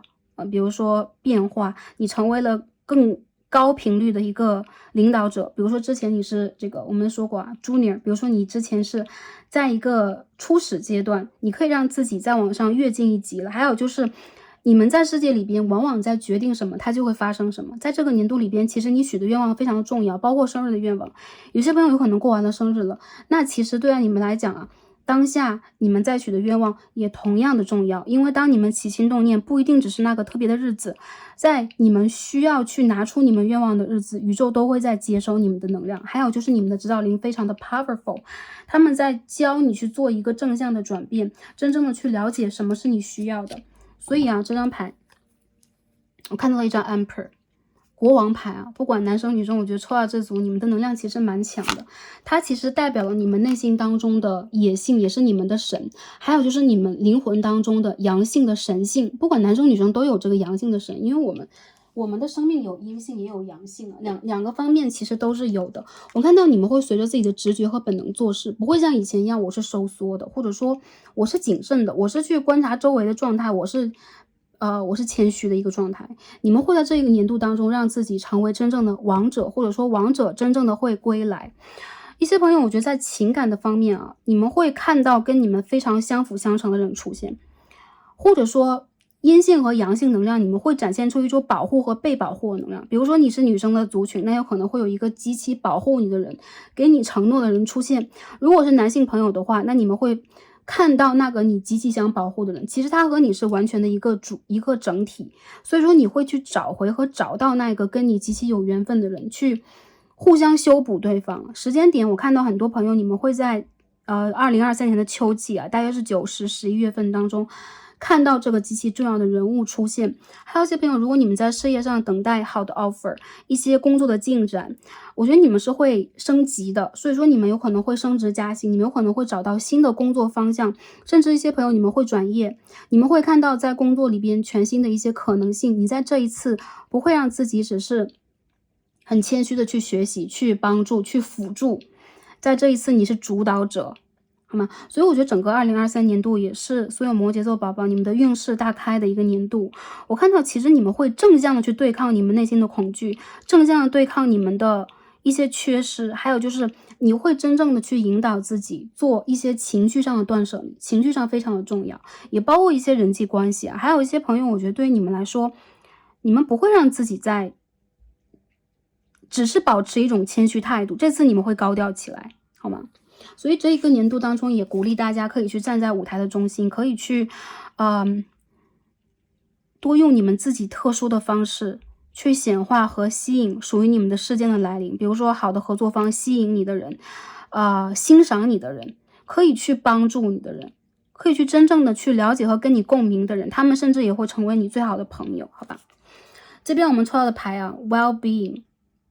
我们都是一个睡眠的牌啊，最近大家要注重你们的梦境啊，有可能一些朋友那个醒来之后梦都记不住了，或者说我就干脆做噩梦，或者说莫名其妙救人回归的一些梦境，不管呢是什么样的一个梦境 anyways， 其实你们在被疗愈。如果是一些噩梦，其实反而对我们来讲，我们的这个中华有一个言论，梦是反的，其实为什么是反的？有一些相它是会对立的，所以说它会一个反向出现，这是第一个点。第二个点就是，如果我们做的是噩梦，反而在是帮我们去释放恐惧。所以当你们把恐惧释放了，那我最恐惧的点我经历完了之后，反而我会很怅然。那一般睁开眼睛我们也会忘记很多，所以说我觉得在这牌的里边啊，摩羯座宝宝，你们在最近要注重你们的睡眠，注重跟大地的连接，你们多去滋养自己，多去照顾自己，多去接近花草自然，还有就是你们需要在梦境当中去凭着你们的直觉啊进行显化，进行许愿。虽然说这一层不容易，但是我觉得下意识的如果听到了这个信息，你们也会在潜意识当中吸收这个能量，你们在经历过蜕变之后变得更加丰盛了。而且大地之母包括这一张牌其实是一个阴性能量的体现啊， well-being 也是你们的底轮和脐轮的一个比如说一个完整的修复吧。所以这个修复的阶段已经到来了，这个年度当中你们有可能真的可以去多做一些比如说身体的疗养啊，养生啊，然后就是外在和内在的一些变化你都可以去做，我觉得其实你们会变得更加成熟和美啊。然后阳性能量也是一样的，我觉得你们会更加的让自己凸显出你们身上的阳性的气质，也就是说在你们的身上有可能会有一种比如说健康向上的能量，然后还有就是领导能力，还有就是一种权威性，都是会体现出来的。第二张看一下，我们看一下，我们想对自己说什么 ？I will heal。OK， 我会被治愈。我们可以看到啊，女生手上拿着这个碎裂爱心正在被天使拼凑啊，所以我觉得对于你们来讲啊，你们事业当中还是一样会有神或者说男神、天使在，还有动物指导灵，我们这边可以看到很多动物指导灵在帮助你们治愈你们的心轮，疗愈你们需要被拼凑和疗愈的部分，以及这有可能在你们的梦境之中已经完成了，所以这也是宇宙给你们的礼物，你将被治愈，你将去治愈。你也是治愈你自己的人。很多朋友我觉得在这一个年度当中，你和你的动物指导灵的连接更强了。其实你经常会得到一些情绪上的这个满足啊，或者说你的一些小愿望、小确幸，其实你会感觉到经常更容易被实现。这边有 Queen of Wands、King of Wands， 权杖皇后、权杖国王已经出现了。这边是 Generosity、Six of Pentacles， 也就是我感觉其实宇宙正在给你源源不断的情绪上的、情感上的，然后也包括财富上的赠予啊，很多小礼物、大礼物都会在这个年度当中被你显化出来。只要是你许愿的，我感觉你是这个愿望的主宰，还有就是你是你事业的主宰，以及你会真正的充实你的愿望。还有一些朋友，你们甚至会通过你的充实，给予你周围的人更多，你的朋友、你的指导灵家族、你的家人、你想要去帮助的人等等，你将会从一种不充实状态到一种给予的状态，这种能量是在跳跃的提高的。所以在新的一个年度当中啊，宇宙祝福大家。我觉得这副牌Starcy 本人非常的喜欢，然后也希望能够带给大家这种积极的能量。我觉得其实在新的年度当中，你们真的会成为你们事业当中的不是金币，而是权杖的国王和女王。原因就在于我看到你们在穿越一些灵魂的黑夜痛苦之后，反而会得到灵魂真正的晋升，一种自我的满足和满足周围的疗愈感将会成倍的扩大。OK， 所以呢，祝福所有的摩羯座宝宝在新的一个年度当中，可以真正的疗愈到你们自己，不管是精神上的、身体上的、灵魂上的，还有就是你们会被真正的爱保护，然后你们也会拿出你们的领导能力，显化所有你们想显化的实相来到生活当中，也做一个良好的断舍离。所以祝福大家在生日之后一切都顺顺利利，也祝福大家在整个的2023年度达成大家的心愿。宇宙在这里给予大家最高的能量，然后很感恩大家跟 Starcy 的连结，然后也希望我们在未来的更多占卜当中相互促进、相互提升。感恩大家今天的观看，让我们下一期再见吧，拜拜。